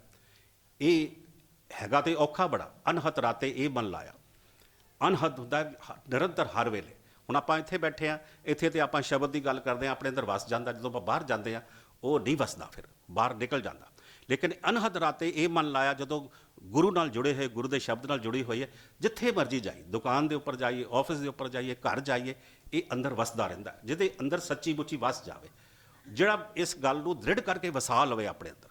ਅੱਜ ਜਿਹੜਾ ਹੁਕਮਨਾਮਾ ਚੁਣਦੇ ਉਹਦੇ ਜਿਹੜਾ ਉਪਦੇਸ਼ ਆਇਆ, ਜੇ ਸਾਡੇ ਅੰਦਰ ਵਸ ਜਾਂਦਾ ਤੇ ਅਨਹਦ ਰਾਤੇ ਇਹ ਮਨ ਰਾਇਆ, ਉਹ ਅਨਹਦ ਨਿਰੰਤਰ ਅੰਦਰ ਵਸਦਾ ਰਹਿੰਦਾ। ਆਪਾਂ ਚਲਦੇ ਫਿਰਦੇ ਵੀ ਉਹ ਜਿਹੜਾ ਉਹਦਾ ਰਸ ਮਾਣਦੇ ਰਹਿੰਦੇ ਆ। ਇਹਨੂੰ ਅਨਹਦ ਰਾਤੇ ਕਹਿੰਦੇ, ਰਤਿਆ ਹੋਇਆ, ਰੰਗਿਆ ਹੋਇਆ। ਅਨਹਦ ਜਿਹੜਾ ਨਿਰੰਤਰ ਟੁੱਟਦਾ ਨਹੀਂ ਹੈਗਾ। ਅਨਹਦ ਰਾਤੇ ਇਹ ਮਨ ਲਾਇਆ, ਮਨਸਾ ਆਸਾ ਸ਼ਬਦ ਜਲਾਈ, ਗੁਰਮੁਖ ਜੋਤ ਨਿਰੰਤਰ ਪਾਈ। ਦੇਖੋ ਗੁਰੂ ਸਾਹਿਬ ਨੇ ਕਿੰਨਾ ਸੋਹਣਾ ਜਵਾਬ ਦਿੱਤਾ। ਇਹ ਠੀਕ ਹੈ ਕਿ ਸਾਡੇ ਅੰਦਰ ਸਾਰਾ ਦਿਨ ਆਸ਼ਾ ਮਨਸਾ ਚੱਲਦੀਆਂ ਰਹਿੰਦੀਆਂ, ਆਸਾ ਮਨਸਾ ਦਾ ਦਰਿਆ ਸਾਡੇ ਅੰਦਰ ਚੱਲਦਾ ਰਹਿੰਦਾ। ਅਸੀਂ ਇੱਕ ਗੱਲ ਕਰਦੇ ਹਾਂ, ਦੂਸਰੀ ਸ਼ੁਰੂ ਹੋ ਜਾਂਦੀ ਹੈ। ਇੱਕ ਗੱਲ ਪੂਰੀ ਹੁੰਦੀ, ਦੂਸਰੀ ਦੀ ਲੋੜ ਪੂਰੀ ਹੋ, ਦੂਸਰੀ ਦੀ ਡਿਮਾਂਡ ਸ਼ੁਰੂ ਹੋ ਜਾਂਦੀ। ਆਸਾ ਮਨਸਾ ਕਦੀ ਪੂਰੀਆਂ ਤੇ ਹੁੰਦੀਆਂ ਹੀ ਨਹੀਂ। ਇੱਕ ਆਸਾ ਕਰਦੇ ਹਾਂ, ਫਿਰ ਮਨਸਾ ਕਰਦੇ ਹਾਂ, ਜੋ ਨਿਕਲਦੀਆਂ ਰਹਿੰਦੀਆਂ ਹਰ ਵੇਲੇ, ਖਾਸ਼ਾਂ ਨਿਕਲਦੀਆਂ ਰਹਿੰਦੀਆਂ, ਉਹਨੂੰ ਆਪਾਂ ਆਸਾ ਮਨਸਾ ਕਹਿੰਦੇ ਹਾਂ। ਇਹ ਕਦੀ ਪੂਰੀਆਂ ਨਹੀਂ ਹੁੰਦੀਆਂ। ਇੱਕ ਪੂਰੀ ਹੋ ਵੀ ਜਾਏ, ਦੂਸਰੀ ਦੀ ਖੜੀ ਹੋ ਜਾਏਗੀ। ਲੇਕਿਨ ਗੁਰੂ ਸਾਹਿਬ ਕਹਿੰਦੇ ਨੇ ਖਤਮ ਹੋ ਜਾਂਦੀਆਂ।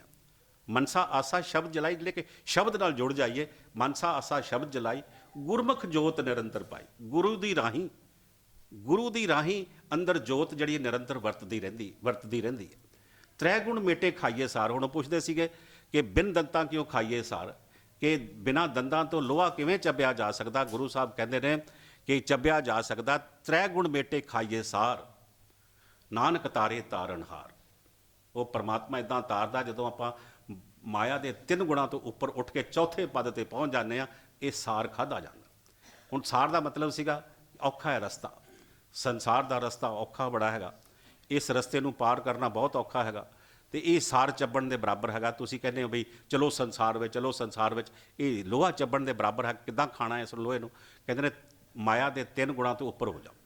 ਮਾਇਆ ਦੇ 3 ਗੁਣਾਂ ਤੋਂ ਉੱਪਰ ਹੋ ਕੇ ਰਹੋਗੇ ਤੇ ਇਹ ਲੋਹਾ ਚੱਬਿਆ ਜਾਏਗਾ। ਤ੍ਰੈ ਗੁਣ ਮੇਟੇ ਹੁਣ ਤਮੋ ਗੁਣ ਹੈ, ਸਤੋ ਗੁਣ ਹੈ, ਰਜੋ ਗੁਣ ਹੈ।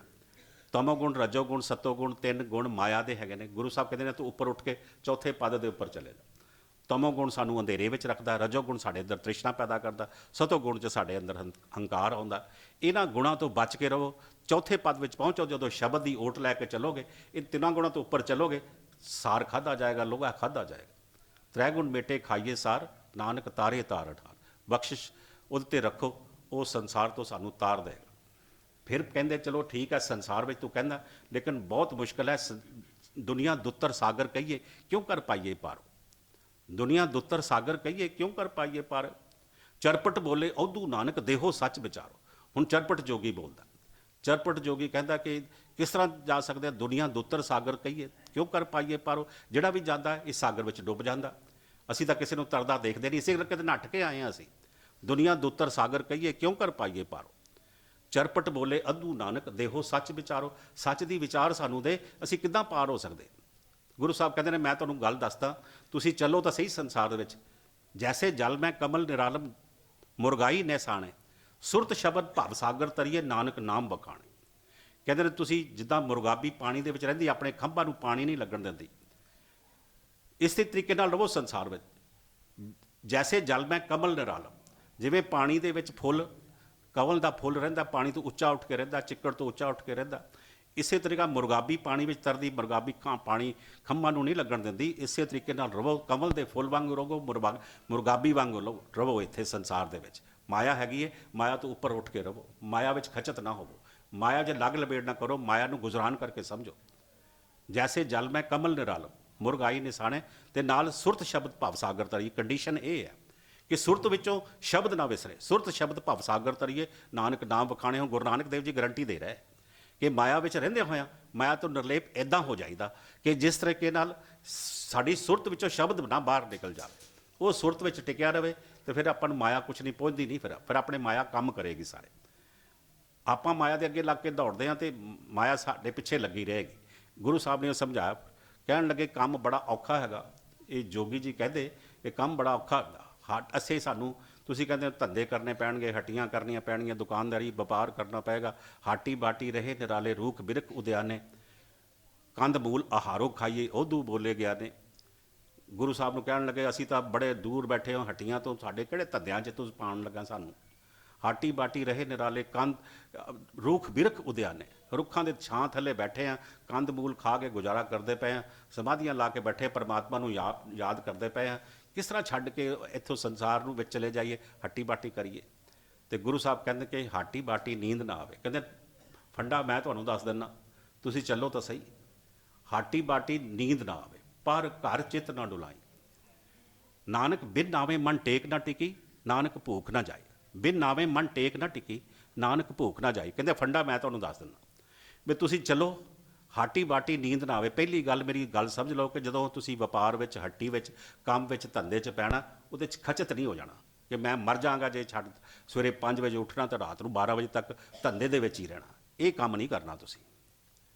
ਹਾਟੀ ਬਾਟੀ ਨੀਂਦ ਨਾ ਆਵੇ, ਤੁਹਾਡੀ ਖਚਤ ਨਹੀਂ ਹੋ ਜਾਣਾ ਕਿ ਤੁਸੀਂ ਹਰ ਵੇਲੇ ਉਹਦੇ ਵਿੱਚ ਖਚਤ ਹੀ ਰਹੋ, ਨੀਂਦ ਨਾ ਆਵੇ। ਉਹਨੂੰ ਇਸ ਤਰੀਕੇ ਨਾਲ ਨਹੀਂ ਲੈਣਾ ਕਿ ਮੈਂ ਇਸ ਤੋਂ ਬਗੈਰ ਰਹਿ ਹੀ ਨਹੀਂ ਸਕਦਾ, ਆਪਣੀ ਹੱਟੀ ਤੋਂ ਬਗੈਰ ਰਹਿ ਹੀ ਨਹੀਂ ਸਕਦਾ। ਹਾਟੀ ਬਾਟੀ ਨੀਂਦ ਨਾ ਆਵੇ, ਪਰ ਘਰ ਚਿੱਤ ਨਾ ਡੁਲਾਈ। ਤੇ ਜੋ ਤੁਸੀਂ ਉਹਦੇ 'ਚ ਵਟਦੇ ਹੋ ਉਹਦੇ 'ਚ ਸੰਤੋਖ 'ਚ ਰਹੋ। ਜੋ ਤੁਹਾਨੂੰ ਮਿਲਦਾ, ਇਵਜ਼ ਵਿੱਚ ਮਿਲਦਾ ਪਿਆ, ਜੋ ਇਨਕਮ ਤੁਹਾਡੀ ਹੋ ਰਹੀ ਹੈ, ਉਹ ਸੰਤੋਖ ਵਿੱਚ ਰਹੋ। ਤੇ ਪਰਾਏ ਘਰਾਂ 'ਚ ਨਾ ਦੇਖਿਓ ਵੀ ਉਹਦੇ ਕੋਲ ਕੀ ਹੈ, ਇਹ ਨਾ ਦੇਖਿਓ। ਇਹ ਮੇਰਾ ਫੰਡਾ ਯਾਦ ਕਰੋ ਕਿ ਪਰ ਘਰ ਚਿੱਤ ਨਾ ਡੁਲਾਈ। ਪਰਾਏ ਘਰ ਨੂੰ ਦੇਖ ਕੇ ਨਾ ਆਪਣੇ ਆਪ ਨੂੰ ਡੋਲੀ। ਬੜਾ ਵੱਡੀ ਕੋਠੀ ਉਹਦੀ, ਮੇਰੇ ਕੋਲ ਮਕਾਨ ਇੱਕ ਕਮਰਾ ਹੈਗਾ, ਉਹਦੇ ਕੋਲ AC ਲੱਗੇ ਨੇ, ਮੇਰੇ ਕੋਲ ਕੂਲਰ ਵੀ ਨਹੀਂ ਹੈਗਾ। ਇਸ ਤਰ੍ਹਾਂ ਦੀ ਗੱਲਾਂ ਨਾ ਕਰੀ। ਮੇਰੇ ਕੋਲ ਸਾਈਕਲ ਹੈ, ਮੇਰੇ ਕੋਲ ਮੋਟਰਸਾਈਕਲ ਹੈ, ਮੇਰੇ ਕੋਲ ਸਕੂਟਰ ਹੈ, ਉਹਦੇ ਕੋਲ ਵੱਡੀਆਂ ਵੱਡੀਆਂ ਗੱਡੀਆਂ ਹੈਗੀਆਂ। ਇੱਦਾਂ ਦਾ ਨਾ ਕਰੀ ਕੰਮ। ਆਪਣੇ ਘਰ ਦੇ ਵਿੱਚ ਰਹਿ ਕੇ ਜੋ ਧਰਮ ਦੀ ਕਿਰਤ ਕਰੇਗਾ ਉਹਦੇ ਵਿੱਚ ਸੰਤੋਖ ਨਾਲ ਰਹਿਣਾ।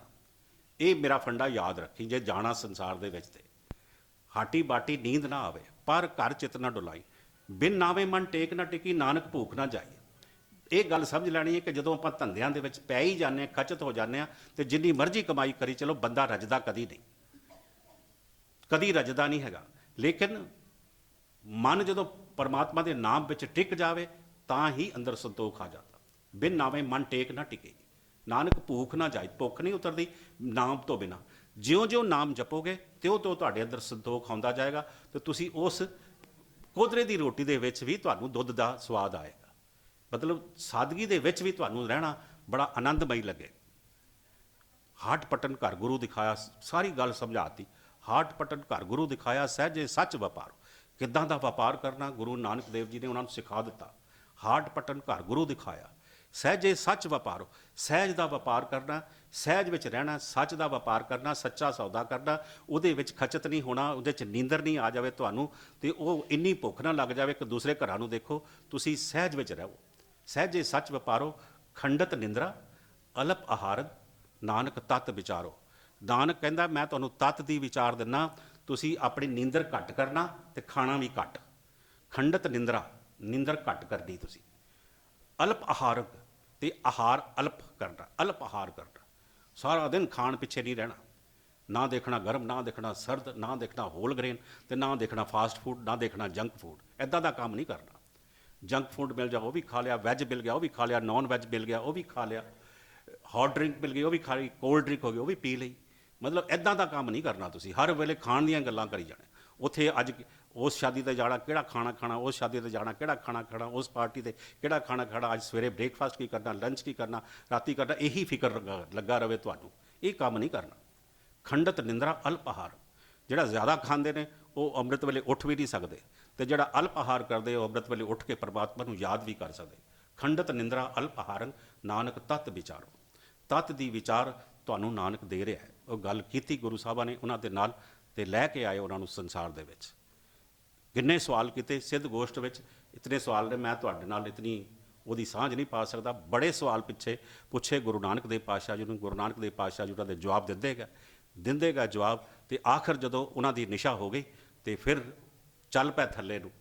ਕੁਛ ਰਹਿ ਗਏ ਤੇ ਬਹੁਤ ਸਾਰੀ ਮੈਜੋਰਿਟੀ ਉਹਨਾਂ ਦੀ ਜੋਗੀਆਂ ਦੀ ਉਹ ਉੱਥੋਂ ਪਹਾੜਾਂ ਤੋਂ ਉਤਰ ਕੇ ਥੱਲੇ ਆ ਗਈ ਤੇ ਸਿੱਖੀ ਧਾਰਨ ਕੀਤੀ, ਗੁਰੂ ਨਾਨਕ ਦੀ ਸਿੱਖੀ ਧਾਰਨ ਕੀਤੀ। ਤੁਸੀਂ ਦੇਖਿਆ ਹੋਣਾ ਕਿ ਕੁਝ ਸਾਲ ਪਹਿਲਾਂ ਤੱਕ ਕੋਈ ਜੋਗੀ ਨਹੀਂ ਸੀ ਨਜ਼ਰ ਆਉਂਦਾ ਭਾਰਤ ਦੇ ਵਿੱਚ। ਸਿਰਫ ਉਹ ਬੀਨ ਵਜਾਉਣ ਵਾਲੇ ਸਪੇਰੇ ਨਜ਼ਰ ਆਉਂਦੇ ਹੁੰਦੇ ਸਨ। ਉਹ ਗੁਰੂ ਨਾਨਕ ਦੇ ਭਜਾਏ ਹੋਏ ਸੀਗੇ, ਉਹਨਾਂ ਨੇ ਜੋਗ ਛੱਡ ਦਿੱਤਾ ਸੀ ਤੇ ਸਿੱਖ ਮਤ ਵਿੱਚ ਆ ਚੁੱਕੇ ਸਨ। ਇਹ ਹੁਣ ਬਾਅਦ ਵਿੱਚ ਹੁਣ ਜੋਗ ਮਤ ਫਿਰ ਦੁਬਾਰਾ ਸ਼ੁਰੂ ਹੋਇਆ। ਤੀਜੀ ਜਿਹੜੀ ਗੱਲ ਹੋਈ ਉਹਨਾਂ ਦੀ ਅਚਲ ਵਟਾਲੇ, ਜਦੋਂ ਕਰਤਾਰਪੁਰ ਗੁਰੂ ਸਾਹਿਬ ਆ ਗਏ ਨੇ, ਤੀਜੇ ਜਿਹੜੇ ਕੁਛ ਰਹਿ ਗਏ ਸਨ ਜੋਗੀ, ਉਹਨਾਂ ਦੀ ਉੱਥੇ ਅਚਲ ਵਟਾਲੇ ਉਹਨਾਂ ਦੇ ਨਾਲ ਗੱਲਬਾਤ ਹੋਈ। ਤੇ ਗੁਰੂ ਸਾਹਿਬ ਉੱਥੋਂ ਉਹਨਾਂ ਦੇ ਨਾਲ ਗੱਲਬਾਤ ਕਰਕੇ ਉਹਨਾਂ ਨੂੰ ਸਿੱਖ ਬਣਾ ਕੇ ਥੱਲੇ ਸੰਸਾਰ ਵਿੱਚ ਭੇਜ ਕੇ ਆਪ ਚੱਲ ਪਏ ਨੇ ਉੱਥੋਂ। ਤੇ ਉੱਥੋਂ ਨੇਪਾਲ ਦੇ ਵਿੱਚ ਆਏ, ਸੁਮੇਰ ਪਰਬਤ ਉਤਰਦੇ ਹੋਏ ਨੇਪਾਲ ਆਏ ਨੇ। ਨੇਪਾਲ ਦੀ ਰਾਜਧਾਨੀ ਕਠਮੰਡੂ ਪਹੁੰਚੇ ਹੈ। ਕਠਮੰਡੂ ਉੱਥੇ ਮੰਦਿਰ ਹੈ ਇੱਕ ਬੜਾ ਵੱਡਾ, ਉਸ ਮੰਦਿਰ ਦੇ ਬਾਹਰ ਬੈਠ ਕੇ ਆਪ ਜੀ ਨੇ ਕੀਰਤਨ ਕੀਤਾ। ਉੱਥੋਂ ਦਾ ਰਾਜਾ ਰਣਵੀਰ ਸਿੰਘ ਸੀਗਾ ਉਸ ਵੇਲੇ। ਉਹ ਰਣਵੀਰ ਸਿੰਘ ਰਾਜੇ ਨੇ ਆ ਕੇ ਉਹਨਾਂ ਦੀ ਸੰਗਤ ਕੀਤੀ ਤੇ ਗੁਰੂ ਦਾ ਸਿੱਖ ਬਣਿਆ। ਫਿਰ ਉਹਦੇ ਘਰ ਔਲਾਦ ਨਹੀਂ ਸੀ ਹੁੰਦੀ, ਗੁਰੂ ਦੇ ਸਿੱਖ ਬਣਨ ਤੋਂ ਬਾਅਦ ਘਰ ਔਲਾਦ ਵੀ ਹੋਈ। ਉਹਦੇ ਘਰ ਹੋਰ ਖੁਸ਼ੀਆਂ ਹੋ ਗਈਆਂ, ਚਲੋ ਮੇਰਾ ਜਾਨ ਨਿਸ਼ੀਨ ਪੈਦਾ ਹੋ ਗਿਆ। ਤੇ ਉਹਦੇ ਅੱਗੋਂ ਜਿਹੜੇ ਸਨ ਸਾਰੇ ਉਹ ਗੁਰੂ ਦੇ ਸਿੱਖ ਬਣੇ। ਇਸ ਤਰੀਕੇ ਨਾਲ ਉੱਥੇ ਕੁਝ ਚਿਰ ਰਹਿ, ਉੱਥੋਂ ਉਹ ਸਿੱਕਮ ਨੂੰ ਆ ਗਏ। ਸਿੱਕਮ ਦੀ ਰਾਜਧਾਨੀ ਗੰਟੋਕ ਹੈ। ਗੰਟੋਕ ਦੇ ਵਿੱਚ ਉੱਥੋਂ ਆਏ ਨੇ। ਗੰਟੋਕ ਤੋਂ ਉਹ ਤਿੱਬਤ ਜਾਂਦੇ, ਗੈਂਗਟੋਕ ਤੋਂ ਤਿੱਬਤ ਉਹ ਚਲੇ ਜਾਂਦੇ। ਗੰਟੋਕ ਤੋਂ ਤਿੱਬਤ ਦੇ ਨਾਲ ਇੱਕ ਜਨਮ ਸਾਖੀ ਵਾਲੇ ਲਿਖਦੇ ਨੇ ਕਿ ਜਦੋਂ ਤਿੱਬਤ ਗਏ ਨੇ, ਤਿੱਬਤ ਦੇ ਨਾਲ ਇੱਕ ਚੀਨ ਦਾ ਇਲਾਕਾ ਵੀ ਹੈਗਾ, ਉਹਨੂੰ ਅੱਲਾ ਚੀਨ ਉਸ ਵੇਲੇ ਕਹਿੰਦੇ ਸਨ। ਉਹ ਛੋਟੇ ਜਿਹੇ ਇਲਾਕੇ 'ਚ ਉਦੋਂ ਚੀਨੀਆਂ ਦਾ ਮੇਲਾ ਲੱਗਿਆ ਸੀ, ਉੱਥੇ ਵੀ ਕਦੇ ਗੁਰੂ ਨਾਨਕ ਦੇਵ ਜੀ ਗਏ। ਇਹ ਜਨਮ ਸਾਖੀ ਵਾਲਾ ਲਿਖਦਾ। ਲੇਕਿਨ ਗੈਂਗਟੋਕ ਤੋਂ ਅੱਗੇ ਤਿੱਬਤ ਵਿੱਚ ਦਾਖਲ ਹੋਏ ਨੇ। ਇਹ ਗੱਲ ਇੱਕ ਮੇਜਰ NN ਈਸ਼ਰ ਹੈ, ਉਸਨੇ ਇੱਕ ਵਾਰਤਾ ਲਿਖੀ ਆ। ਉਹ ਸੈਲਾਨੀ ਬਣ ਕੇ ਕਹਿੰਦਾ ਮੈਂ ਸਿਲੀਗੁੜੀ ਤੋਂ ਗੈਂਗਟੋਕ ਤੱਕ ਗਿਆ। ਸਿਲੀਗੁੜੀ ਤੋਂ ਗੈਂਗਟੋਕ ਤੱਕ ਕਹਿੰਦਾ ਮੈਂ ਸਫ਼ਰ ਕੀਤਾ। ਮੈਂ ਸੈਰ ਸਪਾਟਾ ਕਰਨ ਵਾਸਤੇ ਆਇਆ ਇੱਧਰ, ਤੇ ਮੇਰੇ ਨਾਲ ਇੱਕ ਗਾਈਡ ਸੀਗਾ, ਉਹਨੇ ਜੋ ਰਿਪੋਰਟ ਛਾਪੀ ਆ ਉਹਦੇ ਵਿੱਚ ਕਹਿੰਦਾ ਮੈਂ ਗੈਂਗਟੋਕ ਪਹੁੰਚਿਆ, ਸਿਲੀਗੁੜੀ ਤੋਂ ਗੈਂਗਟੋਕ ਪਹੁੰਚਿਆ। ਉੱਥੇ ਗੈਂਗਟੋਕ ਤੋਂ ਅੱਗੇ ਮੈਂ ਉੱਤਰ ਵੱਲ ਨੂੰ ਚੱਲ ਪਿਆ। ਮੈਨੂੰ ਗਾਈਡ ਲੈ ਕੇ ਗਿਆ। ਉੱਥੇ ਪਿੰਗੋਂਗ ਇੱਕ ਜਗ੍ਹਾ ਹੈਗੀ ਜਿੱਥੇ 3 ਨਦੀਆਂ ਮਿਲਦੀਆਂ, 3 ਨਦੀਆਂ ਦਾ ਸੰਗਮ ਹੁੰਦਾ ਤੇ ਬੜਾ ਸੋਹਣਾ ਦ੍ਰਿਸ਼ ਹੈਗਾ ਉੱਥੇ। ਮੈਨੂੰ ਪੈਂਗੋਂਗ ਲੈ ਗਿਆ। ਪੈਂਗੋਂਗ ਤੋਂ ਅੱਗੇ ਚਲਦੇ ਇੱਕ ਪਿੰਡ ਆਇਆ ਚਿਨਬੋਂਗ। ਕਹਿੰਦੇ ਚਿਨਬੋਂਗ ਆਇਆ ਪਿੰਡ, ਤੇ ਉੱਥੇ ਗਾਈਡ ਨੇ ਦੱਸਿਆ ਵੀ ਇਹ ਤੁਸੀਂ ਦੇਖਦੇ ਹੋ ਕਿ ਇੱਥੇ ਚਾਵਲ ਤੇ ਕੇਲਾ ਬੜਾ ਹੋ ਰਿਹਾ, ਤੇ ਕਦੀ ਇਸ ਧਰਤੀ ਦੇ ਉੱਪਰ ਨਾ ਇੱਥੇ ਕਦੀ ਕੇਲਾ ਹੋਇਆ ਸੀ, ਨਾ ਇੱਥੇ ਚਾਵਲ ਹੋਏ ਸੀ। ਇੱਥੇ ਫਸਲ ਹੁੰਦੀ ਸੀ ਬੱਕੀ ਦੀ, ਤੇ ਫਰੂਟ ਹੁੰਦਾ ਸੀ ਸੇਬ। ਸੇਬ ਇੱਥੋਂ ਦਾ ਬੜਾ ਮਸ਼ਹੂਰ ਸੀ, ਚਿਨਬੋਂਗ ਦਾ ਸੇਬ ਬੜਾ ਹੁੰਦਾ ਸੀ, ਤੇ ਇੱਥੇ ਮੱਕੀ ਬੜੀ ਹੁੰਦੀ ਸੀ। ਕਹਿੰਦੇ ਗੁਰੂ ਨਾਨਕ ਦੇਵ ਇੱਕ ਉਹ ਕਹਿੰਦਾ ਕਿ ਇੱਥੋਂ ਦਾ ਇੱਕ ਲਾਮਾ ਆਇਆ, ਉਹਨੂੰ ਨਾਨਕ ਕਹਿੰਦੇ ਆ। ਉਹ ਗਾਈਡ ਉਸ ਨੂੰ ਜੋ ਦੱਸਦਾ, ਉਹ ਜੋ ਲਿਖਦਾ ਆਪਣੀ ਰਿਪੋਰਟ ਵਿੱਚ, ਇੱਕ ਲਾਮਾ ਆਇਆ ਗੁਰੂ ਨਾਨਕ, ਤੇ ਉਹ ਇੱਥੇ ਆਇਆ ਤੇ ਉਹ ਆਪਣੇ ਕੇਲਿਆਂ ਦੇ ਪੱਤਰਾਂ ਦੇ ਉੱਪਰ ਚਾਵਲ ਜਦੋਂ ਖਾਣ ਲੱਗਾ ਤੇ ਆਸੇ-ਪਾਸੇ ਉਹ ਪਿੰਡ ਦੇ ਚਿਨਬੌਂਗ ਦੇ ਲੋਕੀ ਆਏ ਦੇਖਣ, ਤੇ ਉਹਨਾਂ ਨੇ ਚਾਵਲ ਕਦੀ ਨਾ ਸਨ ਦੇਖੇ ਵੀ ਇਹ ਚਾਵਲ ਇੱਥੇ। ਜਦੋਂ ਚਾਵਲ ਗੁਰੂ ਸਾਹਿਬ ਖਾਣ ਲੱਗੇ ਤੇ ਉਹਨਾਂ ਨੇ ਕੇਲੇ ਦੇ ਪੱਤਰਾਂ ਦੇ ਉੱਪਰ ਰੱਖੇ ਹੋਏ ਸਨ ਚਾਵਲ। ਉਹ ਜਦੋਂ ਚਾਵਲ ਖਾਣ ਲੱਗੇ ਉਹ ਸਾਰੇ ਹੈਰਾਨ ਹੋਏ ਵੀ ਇਹ ਕੀ ਖਾ ਰਿਹਾ। ਗੁਰੂ ਸਾਹਿਬ ਨੂੰ ਜਦੋਂ ਪਤਾ ਲੱਗਾ ਕਿ ਇਹਨਾਂ ਨੇ ਚਾਵਲ ਪਹਿਲੀ ਵਾਰੀ ਦੇਖੇ ਆ, ਤੇ ਉਹਨਾਂ ਨੇ ਉਹ ਚਾਵਲ ਉੱਥੇ ਖਿਲਾਰ ਦਿੱਤੇ ਤੇ ਉਹ ਜਿਹੜੇ ਕੇਲੇ ਦੇ ਪੱਤੇ ਸੀ ਉਹਨੂੰ ਜ਼ਮੀਨ ਵਿੱਚ ਦੱਬ ਦਿੱਤੇ। ਕਹਿੰਦੇ ਅੱਜ ਤੁਸੀਂ ਇਹ ਜਿਹੜੀ ਫਸਲ ਦੇਖਦੇ ਹੋ ਇਹ ਗੁਰੂ ਨਾਨਕ ਦੇਵ ਜੀ ਦੀ ਦੇਣ ਹੈ ਕਿ ਅੱਜ ਇੱਥੇ ਚਾਵਲ ਵੀ ਹੁੰਦੇ ਨੇ ਤੇ ਇੱਥੇ ਕੇਲਾ ਵੀ ਹੁੰਦਾ। ਜਿਹੜੇ ਪੱਤਰ ਉਹਨਾਂ ਨੇ ਥੱਲੇ ਬੀਜੇ ਸਨ ਉਹਨਾਂ ਤੋਂ ਕੇਲਾ ਪੈਦਾ ਹੋ ਗਿਆ, ਜਿਹੜੇ ਚਾਵਲ ਛਿੜਕੇ ਸਨ ਉਹਨਾਂ ਤੋਂ ਚਾਵਲ ਦੀ ਫਸਲ ਹੋ ਗਈ। ਤੇ ਮੁੜ ਕੇ ਇੱਥੇ ਇਹ ਫਸਲ ਜਿਹੜੀ ਹੈ ਉਹ ਹਰ ਵੇਲੇ ਇਸ ਸੀਜ਼ਨ ਦੇ ਵਿੱਚ ਚਾਵਲ ਦੀ ਫਸਲ ਬੜੀ ਹੁੰਦੀ ਤੇ ਕੇਲਾ ਵੀ ਇੱਥੇ ਬੜਾ ਹੁੰਦਾ। ਉਸ ਵੇਲੇ ਉਹ ਕਹਿੰਦਾ, ਗਾਈਡ ਨੇ ਇਹ ਵੀ ਦੱਸਿਆ, ਚਿਨਬਾਂਗ ਤੋਂ ਅੱਗੇ ਚਲੇ ਜਾਓ ਤੇ ਇੱਕ ਦੂਰੀ ਤੇ ਥੋੜੀ ਜਿਹੀ ਦੂਰੀ ਦੇ ਉੱਪਰ ਇੱਕ ਰਿਜ ਹੈਗਾ, ਉਹਨੂੰ ਖੋਰੀਲਾ ਰਿਜ ਕਹਿੰਦੇ, ਖੋਰੀਲਾ ਰਿਜ। ਉੱਥੇ ਇੱਕ ਸਿਲਾ ਪਈ ਹੈ, ਸਿਲਾ ਦੇ ਉੱਪਰ ਗੁਰੂ ਨਾਨਕ ਦੀ ਉਦਾਸੀ ਦਾ ਵੇਰਵਾ ਲਿਖਿਆ ਹੋਇਆ। ਤੇ ਉਹ ਇਹ ਵੇਰਵਾ ਦੱਸਦਾ ਹੈ ਕਿ ਗੁਰੂ ਨਾਨਕ ਜੀ ਜਦੋਂ ਉਦਾਸੀ ਤੋਂ ਆਏ ਸਨ, ਇਹ ਦੂਸਰੀ ਉਦਾਸੀ ਤੋਂ ਆਏ ਆ ਤੇ ਇੱਥੋਂ ਹੀ ਤਿੱਬਤ ਦੇ ਵਿੱਚ ਦਾਖਲ ਹੋਏ ਆ। ਉਹ ਕਹਿੰਦਾ ਕਿ ਮੈਂ ਦੇਖ ਕੇ ਆਇਆ ਉਹ ਜਗ੍ਹਾ ਜਿੱਥੋਂ ਉਹ ਤਿੱਬਤ ਦੇ ਵਿੱਚ ਦਾਖਲ ਹੋਏ ਆ। ਤੇ ਇਸ ਤਰੀਕੇ ਨਾਲ ਉਹ ਗੈਂਗਟੌਕ ਤੋਂ ਅੱਗੇ ਆਉਂਦੇ ਹੋਏ ਇਸ ਜਗ੍ਹਾ ਤੋਂ ਉੱਪਰੋਂ ਉਹ ਤਿੱਬਤ ਵਿੱਚ ਦਾਖਲ ਹੋ ਗਏ। ਤਿੱਬਤ ਦੇ ਵਿੱਚ ਜਾ ਕੇ ਉਹਨਾਂ ਨੇ ਲਾਮਿਆਂ ਦੇ ਨਾਲ ਕੁਝ ਚਿਰ ਵਾਸਤੇ ਗੱਲਬਾਤ ਕੀਤੀ ਹੈ ਤੇ ਉਹ ਉੱਥੋਂ ਦਾ ਇੱਕ ਲਾਮਾ ਤਰੰਗ ਪੁਰਕੂ ਹੈ, ਉਹਨੇ ਇੰਡੀਅਨ ਟਾਈਮਸ ਦੇ ਵਿੱਚ ਇੱਕ ਆਪਣੀ ਸਟੋਰੀ ਛਪਵਾਈ ਸੀ। ਉਹ ਕਹਿੰਦਾ ਇੱਕ ਗੁਰੂ ਨਾਨਕ ਆਇਆ ਸਾਡੇ ਇਲਾਕੇ ਵਿੱਚ, ਸਾਡੇ ਇਲਾਕੇ ਵਿੱਚ ਇਸ ਤਰ੍ਹਾਂ ਸੀਗਾ ਕਿ ਅਸੀਂ ਬੁੱਧ ਨੂੰ ਮੰਨਦੇ ਸੀ। ਉਹ ਜਿਹੜੀ ਸਟੋਰੀ ਛਪਵਾਉਂਦਾ, ਇੰਡੀਅਨ ਟਾਈਮਸ ਵਿੱਚ ਉਹਨੇ ਸਟੋਰੀ ਛਪਵਾਈ ਕਿ ਇੱਕ ਬੁੱਧ ਜਦੋਂ ਇੱਥੋਂ ਸੰਸਾਰ ਤੋਂ ਜਾਣ ਲੱਗੇ, ਸਾਡੇ ਇੱਥੋਂ ਤਿੱਬਤ ਤੋਂ ਬੁੱਧ ਜਾਣ ਲੱਗਾ ਤਾਂ ਅਸੀਂ ਬੁੱਧ ਨੂੰ ਇਹ ਗੱਲ ਪੁੱਛੀ ਕਿ ਤੇਰੇ ਹੁਣ ਦਰਸ਼ਨ ਕਦੋਂ ਹੋਣਗੇ। ਤੇ ਸਾਨੂੰ ਬੁੱਧ ਨੇ ਇਹ ਗੱਲ ਕਹੀ ਕਿ ਕਲਯੁੱਗ ਦੇ ਵਿੱਚ ਇੱਕ ਸ਼ਬਦ ਅਵਤਾਰ ਹੋਏਗਾ, ਉਹ ਸ਼ਬਦ ਅਵਤਾਰ ਹੋਏਗਾ, ਉਹਦੀ ਤੁਸੀਂ ਪੂਰਾ ਸਤਿਕਾਰ ਕਰਨਾ ਤੇ ਉਹਦੀ ਗੱਲ ਨੂੰ ਮੰਨਣਾ। ਕਹਿੰਦੇ ਜਦੋਂ ਅਸੀਂ ਹੁਣ ਇਹ ਤਿੱਬਤ ਦੇ ਵਿੱਚ ਜਦੋਂ ਇਹ ਅਸੀਂ ਗੁਰੂ ਨਾਨਕ ਨੂੰ ਦੇਖਦੇ ਹਾਂ ਤੇ ਇਹ ਸ਼ਬਦ ਦੀ ਗੱਲ ਕਰਦਾ ਤੇ ਸਾਨੂੰ ਲੱਗਦਾ ਹੈ ਗੁਰੂ ਨਾਨਕ ਹੀ ਸ਼ਬਦ ਅਵਤਾਰ ਹੈ। ਤੇ ਉਹ ਆਪਣੀ ਸਟੋਰੀ 'ਚ ਲਿਖਦਾ ਕਿ ਗੁਰੂ ਨਾਨਕ ਨੇ ਸ਼ਬਦ ਦੀ ਗੱਲ ਕੀਤੀ, ਅਸੀਂ ਇਹਨੂੰ ਸ਼ਬਦ ਅਵਤਾਰ ਮੰਨਿਆ ਤੇ ਅੱਜ ਗੁਰੂ ਗ੍ਰੰਥ ਸਾਹਿਬ ਵਿੱਚ ਜੋ ਸ਼ਬਦ ਗੁਰੂ ਨਾਨਕ ਨੇ ਦਿੱਤਾ, ਸਾਡਾ ਹਰ ਲਾਮਾ, ਤਿੱਬਤ ਦਾ ਹਰ ਲਾਮਾ ਇਹ ਚਾਹੁੰਦਾ ਕਿ ਅਸੀਂ ਇੱਕ ਵਾਰੀ ਜ਼ਿੰਦਗੀ ਦੇ ਵਿੱਚ ਗੁਰੂ ਗ੍ਰੰਥ ਸਾਹਿਬ ਜੀ ਦੇ ਦਰਸ਼ਨ ਕਰ ਲਏ। ਇਹਨੇ ਉਸ ਨੇ ਸਟੋਰੀ ਇਹ ਅਖਬਾਰ ਦੇ ਵਿੱਚ ਉਸ ਵੇਲੇ ਛਪਵਾਈ। ਤੋ ਇਸ ਤਰ੍ਹਾਂ ਗੁਰੂ ਸਾਹਿਬ ਉੱਥੋਂ ਤਿੱਬਤ ਦੇ ਵਿੱਚ ਲਾਮਿਆਂ ਦੇ ਨਾਲ ਗੱਲਬਾਤ ਕਰਕੇ ਤੇ ਉੱਥੋਂ ਲਦਾਖ ਨੂੰ ਆਏ, ਲਦਾਖ ਦੇ ਵਿੱਚ ਦਾਖਲ ਹੋਏ ਆ। ਤੋ ਲਦਾਖ ਦੇ ਵਿੱਚ ਜਦੋਂ ਦਾਖਲ ਹੋਇਆ ਉੱਥੇ ਵੀ ਬਹੁਤ ਸਾਰੀ ਗੱਲਬਾਤ ਉਹਨਾਂ ਦੀ ਹੋਈ ਹੈ। ਉੱਥੇ ਵੀ ਇੱਕ KN ਵੈਦ ਹੈ, ਪ੍ਰੋਫੈਸਰ ਸੀਗਾ ਇਹ ਫੋਰੈਸਟ ਇੰਸਟੀਟਿਊਸ਼ਨ ਦੇਹਰਾਦੂਨ ਦਾ। ਉਹ ਕਹਿੰਦਾ ਉਹ ਹਿੰਦੁਸਤਾਨ ਟਾਈਮ ਦੇ ਵਿੱਚ 16 ਅਕਤੂਬਰ 1969 ਦੇ ਵਿੱਚ ਇੱਕ ਸਟੋਰੀ ਛਪਾਉਂਦਾ ਹਿੰਦੁਸਤਾਨ ਟਾਈਮਸ ਦੇ ਵਿੱਚ। ਉਹਨੇ ਇੱਕ ਸਟੋਰੀ ਛਪਵਾਈ ਕਿ ਮੈਂ ਦੇਹਰਾਦੂਨ ਦੇ ਵਿੱਚ ਪ੍ਰੋਫੈਸਰ ਆ ਤੇ ਮੈਂ ਲੇਹ ਵਿੱਚ ਉਦੋਂ ਗਿਆ ਹੋਇਆ ਸੀਗਾ। 69 ਦੀ ਗੱਲ ਕਰਦਾ ਕਿ ਮੈਂ ਉਦੋਂ ਲੇਹ ਵਿੱਚ ਗਿਆ ਹੋਇਆ ਸੀਗਾ ਤੇ ਲੇਹ ਦੇ ਵਿੱਚ ਉਦੋਂ ਸੜਕ ਬਣ ਰਹੀ ਸੀ, ਬੜੀ ਚੌੜੀ ਸੜਕ ਬਣ ਰਹੀ ਸੀ। ਜਦੋਂ ਚੌੜੀ ਸੜਕ ਬਣ ਰਹੀ ਸੀ ਤੇ ਉਹਨਾਂ ਨੇ ਇੱਕ ਪਹਾੜੀ ਨੂੰ ਬਰੂਦ ਨਾਲ ਉਡਾਉਣਾ ਸੀਗਾ। ਇੱਕ ਉਹ ਪਹਾੜੀ ਦੇ ਅੱਗੇ ਇੱਕ ਬਹੁਤ ਵੱਡਾ ਪੱਥਰ ਸੀ, ਜਿਹੜਾ ਪੱਥਰ ਨੂੰ ਉਡਾਉਣਾ ਸੀ, ਪਹਾੜੀ ਦੇ ਉੱਪਰ ਪੱਥਰ ਸੀ, ਉਹਨੂੰ ਉਡਾਉਣਾ ਸੀਗਾ। ਤੇ ਕਹਿੰਦੇ ਜਦੋਂ ਉਡਾਉਣ ਲੱਗੇ ਤੇ ਉੱਥੇ ਦੇ ਲੋਕੀ ਜਿਹੜੇ ਨੇ, ਉਸ ਇਲਾਕੇ ਦੇ ਲੋਕੀ ਇਕੱਠੇ ਹੋ ਗਏ ਸਾਰੇ ਉਹਨਾਂ ਨੂੰ ਆ ਕੇ ਜਿਹੜੇ ਬਰੂਦ ਲਗਾ ਕੇ ਉਹਨੂੰ ਉਡਾਉਣ ਲੱਗੇ ਸਨ। ਉਹਨੂੰ ਕਹਿੰਦੇ ਵੀ ਇਸ ਪੱਥਰ ਨੂੰ ਨਹੀਂ ਉਡਾਉਣਾ। ਉਹ ਕਹਿੰਦੇ ਪੱਥਰ ਨੂੰ ਕਿਉਂ ਨਹੀਂ ਉਡਾਉਣਾ? ਕਹਿੰਦੇ ਇੱਥੇ ਇੱਕ ਚਿੱਤਰ ਬਣਿਆ ਹੋਇਆ, ਇੱਥੇ ਇੱਕ ਗੁਰੂ ਨਾਨਕ ਲਾਮਾ ਆਇਆ ਸੀਗਾ ਤੇ ਉਹਦਾ ਚਿੱਤਰ ਬਣਿਆ ਹੋਇਆ ਇਹਦੇ ਵਿੱਚ, ਤੇ ਤੁਸੀਂ ਇਸ ਪੱਥਰ ਨੂੰ ਨਹੀਂ ਹਟਾਉਣਾ। ਤੇ ਉਹ ਕਹਿੰਦੇ ਨੇ ਕਿਸ ਤਰ੍ਹਾਂ ਹੋਇਆ ਕਿ ਚਿੱਤਰ ਬਣਿਆ ਹੋਵੇ ਇੱਥੇ? ਕਹਿੰਦੇ ਨੇ ਕਿ ਜਦੋਂ ਉਹ ਸਿੱਧਾਂ ਨੂੰ ਜਿੱਤ ਕੇ ਆ ਰਹੇ ਸਨ, ਸਿੱਧਾਂ ਨਾਲ ਗੋਸ਼ਟੀ ਕਰਕੇ ਆ ਰਹੇ ਸਨ ਤੇ ਕੁਝ ਸਿੱਧ ਜਿਹੜੇ ਸਨ ਉਹ ਗੁਰੂ ਨਾਨਕ ਦੇ ਵਿਰੁੱਧ ਹੋ ਗਏ ਸਨ ਵੀ ਇਹਨੇ ਬਹੁਤ ਸਾਰੇ ਸਿੱਧਾਂ ਨੂੰ ਜ਼ਮੀਨ ਦੇ ਉੱਪਰ, ਧਰਤੀ ਦੇ ਉੱਪਰ ਲੈ ਕੇ ਆਂਦਾ ਤੇ ਅਸੀਂ ਤਾਂ ਜੋਗ ਛੱਡਣਾ ਨਹੀਂ। ਤੇ ਉਹਨਾਂ ਨੇ ਗੁੱਸੇ ਵਿੱਚ ਆ ਕੇ ਉਸ ਪੱਥਰ ਨੂੰ ਗੁਰੂ ਨਾਨਕ ਦੇ ਉੱਪਰ ਸੁੱਟ ਦਿੱਤਾ ਸੀ। ਲੇਕਿਨ ਉਹ ਪੱਥਰ ਮੋਮ ਦਾ ਕਹਿੰਦੇ ਬਣ ਗਿਆ ਤੇ ਗੁਰੂ ਨਾਨਕ ਦਾ ਪੂਰਾ ਚਿੱਤਰ ਜਿਹੜਾ ਉਹਦੇ ਵਿੱਚ ਛਪ ਗਿਆ। ਤੇ ਤੁਸੀਂ ਬੇਸ਼ੱਕ ਦੇਖ ਲਵੋ, ਇਹਨੂੰ ਨਾ ਉਡਾਓ।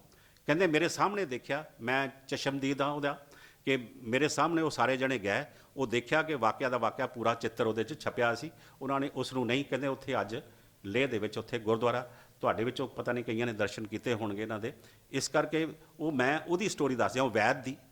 ਉਹ ਵੈਦ ਜਿਹੜਾ ਲਿਖ ਰਿਹਾ ਹਿੰਦੁਸਤਾਨ ਟਾਈਮਜ਼ ਦੇ ਵਿੱਚ ਉਹਨੇ ਜਿਹੜੀ ਗੱਲ ਲਿਖੀ ਹੈ, ਉਹ ਕਹਿੰਦਾ ਕਿ ਮੈਂ ਉੱਥੇ ਗਿਆ ਹੋਇਆ ਸੀ ਤੇ ਮੇਰੇ ਸਾਹਮਣੇ ਇਹ ਸਾਰੀ ਗੱਲ ਬੀਤੀ। ਤੋ ਗੁਰੂ ਨਾਨਕ ਦੇਵ ਪਾਤਸ਼ਾਹ ਜੀ ਲੇਹ ਤੋਂ ਫਿਰ ਸ੍ਰੀਨਗਰ ਆਉਂਦੇ, ਸ੍ਰੀਨਗਰ ਪਹੁੰਚੇ। ਸ੍ਰੀਨਗਰ ਉਹ ਹਰੀ ਪਰਬਤ ਦੇ ਉੱਪਰ ਚਲੇ ਜਾਂਦੇ। ਹਰੀ ਪਰਬਤ ਦੇ ਉੱਪਰ ਉੱਥੇ ਦੇ ਪੰਡਤਾਂ ਨਾਲ ਗੱਲ ਕਰਦੇ ਆ, ਵਾਪਸ ਆਉਂਦੇ ਆ। ਵਾਪਸ ਆ ਕੇ ਆਪ ਜੀ ਸ੍ਰੀਨਗਰ ਤੋਂ ਬੀਜ ਬਿਹਾੜਾ ਤੋਂ ਅਨੰਤਨਾਗ ਤੋਂ ਮਟਨ ਚਲੇ ਜਾਂਦੇ। ਮਟਨ ਉੱਥੇ ਉਹਨਾਂ ਨੂੰ ਬ੍ਰਹਮਦਾਸ ਮਿਲਦਾ। ਬ੍ਰਹਮਦਾਸ ਪੰਡਤ ਹੈ। ਬ੍ਰਹਮਦਾਸ ਪੰਡਤ ਜਿਹੜਾ ਹੈ ਉਹ ਲੋਕਾਂ ਨਾਲ ਬੜੀ ਚਰਚਾ ਕਰਦਾ। ਆਪਣੀਆਂ ਕਿਤਾਬਾਂ ਉਹਦੇ ਕੋਲ ਰੱਖੀਆਂ ਹੋਈਆਂ, ਉਹਨੇ ਗੱਡੇ ਭਰੇ ਹੋਏ ਕਿਤਾਬਾਂ ਦੇ, ਤੇ ਉਹਨਾਂ ਦੇ ਨਾਲ ਲੱਦ ਕੇ ਦੂਸਰੇ ਪਾਸੇ ਚਰਚਾ ਕਰਨ ਵਾਸਤੇ ਜਾਂਦਾ। ਜਿਹਨੂੰ ਜਿੱਤਦਾ ਬਹਿਸ ਦੇ ਵਿੱਚ, ਜਿਹਨੂੰ ਜਿੱਤਦਾ ਉਹਦੇ ਕੋਲ ਕਿਤਾਬਾਂ ਲੈ ਲੈਂਦਾ। ਜੇ ਹਾਰ ਜਾਏ ਤੇ ਉਹਨੂੰ ਕਿਤਾਬਾਂ ਦੇਣੀਆਂ ਪੈਂਦੀਆਂ। ਤੇ ਉਹ ਆਸੇ-ਪਾਸੇ ਮਸ਼ਹੂਰ ਸੀਗਾ ਕਿ ਉਹ ਚਰਚਾ ਬੜੀ ਕਰਦਾ। ਤੇ ਗੁਰੂ ਸਾਹਿਬ ਜਦੋਂ ਉਹਦੇ ਕੋਲ ਗਏ ਉੱਥੇ ਮਟਨ, ਤੇ ਗੁਰੂ ਸਾਹਿਬ ਦੇ ਨਾਲ ਚਰਚਾ ਕਰਨ ਲੱਗਾ, ਤੇ ਗੁਰੂ ਸਾਹਿਬ ਜੀ ਨੇ ਉਸ ਵੇਲੇ ਇਹ ਸ਼ਲੋਕ ਉਚਾਰਿਆ ਜਿਹੜਾ ਆਪਾਂ ਆਸਾ ਕੀ ਵਾਰ ਵਿੱਚ ਵੀ ਸੁਣਦੇ ਹਾਂ। ਪੜ੍ਹ ਗੱਡੀ ਲੱਦੀਏ, ਪੜ੍ਹ ਭਰੀਏ ਸਾਥ, ਪੜ੍ਹ ਬੇੜੀ ਪਾਈਏ, ਪੜ੍ਹ ਗੱਡੀਏ ਖਾਦ, ਪੜ੍ਹੀਏ ਜੇਤੇ ਬਰਸਬਤ, ਪੜ੍ਹੀਏ ਜੇਤੇ ਮਾਸ, ਪੜ੍ਹੀਏ ਜੇਤੀ ਆਰਜਾ, ਪੜ੍ਹੀਏ ਜੇਤੇ ਸਾਸ, ਨਾਨਕ ਲੇਖੇ ਇੱਕ ਗੱਲ, ਹੋਰ ਹਉਮੈ ਚੱਕਣਾ ਝਾਕ। ਗੁਰੂ ਸਾਹਿਬ ਨੇ ਸਮਝਾਇਆ ਕਿ ਤੂੰ ਕਿਤਾਬਾਂ ਪੜ੍ਹੀਆਂ ਹੋਈਆਂ, ਕਿਤਾਬਾਂ ਰੱਖੀ ਜਾਣਾ, ਕਿਤਾਬਾਂ ਦੇ ਗੱਡੇ ਭਰੇ ਹੋਏ ਆ, ਲੋਕਾਂ ਨਾਲ ਚਰਚਾ ਕਰਦਾ, ਤੇਰੇ ਅੰਦਰ ਵੀ ਕੋਈ ਚੀਜ਼ ਵਸੀ ਹੈ। ਪੜ੍ਹ ਗੱਡੀ ਲੱਦੀ ਹੈ, ਪੜ੍ਹ ਭਰੀਏ ਸਾਥ, ਗੱਡੀਆਂ ਦੀ ਗੱਡੀਆਂ ਅਸੀਂ ਭਰ ਲਈਏ, ਟੋਇਆਂ ਦੇ ਟੋਏ ਭਰ ਲਈਏ, ਬੇੜੀ ਭਰ ਲਈਏ, ਉਹਦੇ ਨਾਲ ਵੱਡੇ ਅਲਮਾਰੀਆਂ ਭਰ ਲਈਏ ਇਹ ਕਿਤਾਬਾਂ ਦੇ ਨਾਲ। ਕਿ ਕਿਤਾਬਾਂ ਦਾ ਅਸਰ ਸਾਡੇ ਉੱਪਰ ਹੁੰਦਾ ਕਿ ਸਿਰਫ ਚਰਚਾ ਕਰਨ ਵਾਸਤੇ ਕਿਤਾਬਾਂ ਰੱਖੀਆਂ ਹੋਈਆਂ। ਵਿਦਵਤਾ ਸਿਰਫ ਕਰਨ ਵਾਸਤੇ ਹੁੰਦੀ ਹੈ ਕਿ ਵਿਦਵਤਾ ਕਮਾਉਣ ਵਾਸਤੇ ਹੁੰਦੀ? ਕਹਿੰਦੇ ਨੇ ਪੜ੍ਹੀਏ ਜੇਤੇ ਬਰਸ, ਪੜ੍ਹੀਏ ਜੇਤੇ ਮਾਸ। ਆਪਣੀ ਉਮਰ, ਸਾਰੀ ਉਮਰ ਪੜ੍ਹਨ ਦੇ ਉੱਪਰ ਲਗਾ ਜਾਈਏ, ਸਾਰੇ ਮਹੀਨੇ ਲਗਾ ਦਈਏ, ਜੇ ਪਰਮਾਤਮਾ ਦੇ ਨਾਮ ਦੀ ਗੱਲ ਸਾਡੇ ਅੰਦਰ ਨਹੀਂ ਵਸੀ ਤੇ ਇਸ ਦਾ ਪੜ੍ਹਨ ਦਾ ਫਾਇਦਾ ਵੀ ਕੀ ਹੈ? ਪੜ੍ਹੀਏ ਜੇਤੇ ਬਰਸ, ਪੜ੍ਹੀਏ ਜੇਤੇ ਮਾਸ, ਪੜ੍ਹੀਏ ਜੇਤੀ ਆਰਸਾ, ਪੜ੍ਹੀਏ ਜੇਤੇ ਸਾਸ, ਨਾਨਕ ਲੇਖੇ ਇੱਕ ਗੱਲ। ਇੱਕ ਪਰਮਾਤਮਾ ਦੇ ਨਾਮ ਦੀ ਗੱਲ ਅਗਰ ਸਾਡੇ ਅੰਦਰ ਨਹੀਂ ਵਸੀ ਤੇ ਹੋਰ ਹਉਮੈ ਚੱਕਣਾ ਝਾਕ, ਫਿਰ ਝੱਕ ਮਾਰਨ ਵਾਲੀ ਗੱਲ ਹੈ।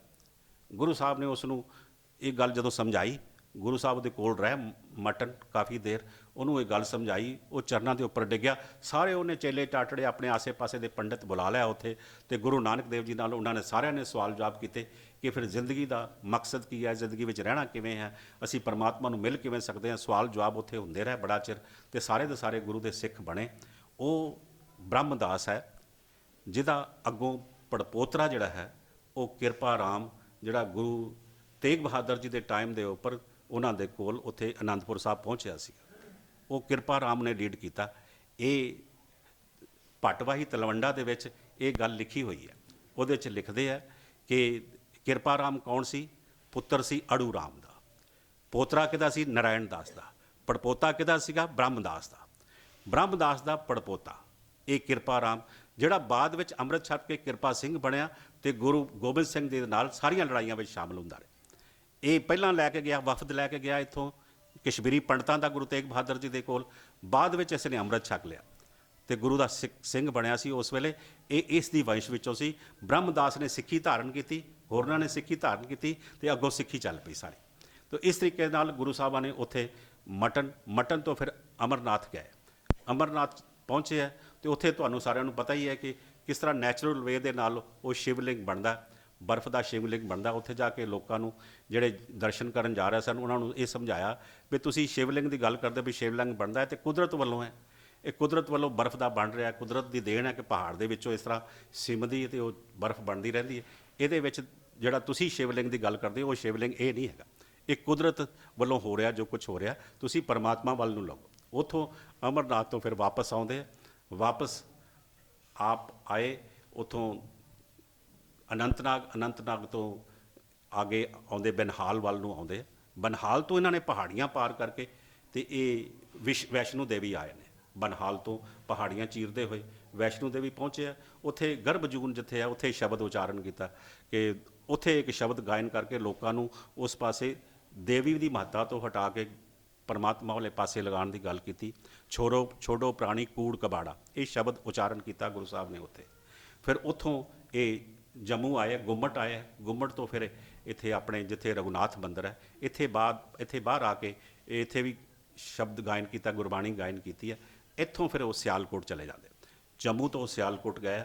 ਸਿਆਲਕੋਟ ਫਿਰ ਉੱਥੇ ਹਮਜ਼ਾ ਗੌਸ ਨੇ 40 ਦਿਨ ਦਾ ਚਲੀਹਾ ਕੱਟ ਰਿਹਾ ਸੀ ਉੱਥੇ ਸਿਆਲਕੋਟ ਜਦੋਂ ਗਏ ਆ, ਉੱਥੇ ਚਲੀਹਾ ਕੱਟ ਰਿਹਾ ਸੀ ਤੇ ਲੋਕੀ ਆਸੇ-ਪਾਸੇ ਬਾਹਰ ਇਕੱਠੇ ਸਨ, ਢੋਲ ਵੱਜਦਾ ਸੀ ਕਿ ਇਹਨੇ ਚਲੀਹਾ ਕੱਟਿਆ ਨੇ, ਇਸੇ ਸਾਰੇ ਸਿਆਲਕੋਟ ਨੂੰ ਇਸਨੇ ਗਰਕ ਕਰ ਦੇਣਾ।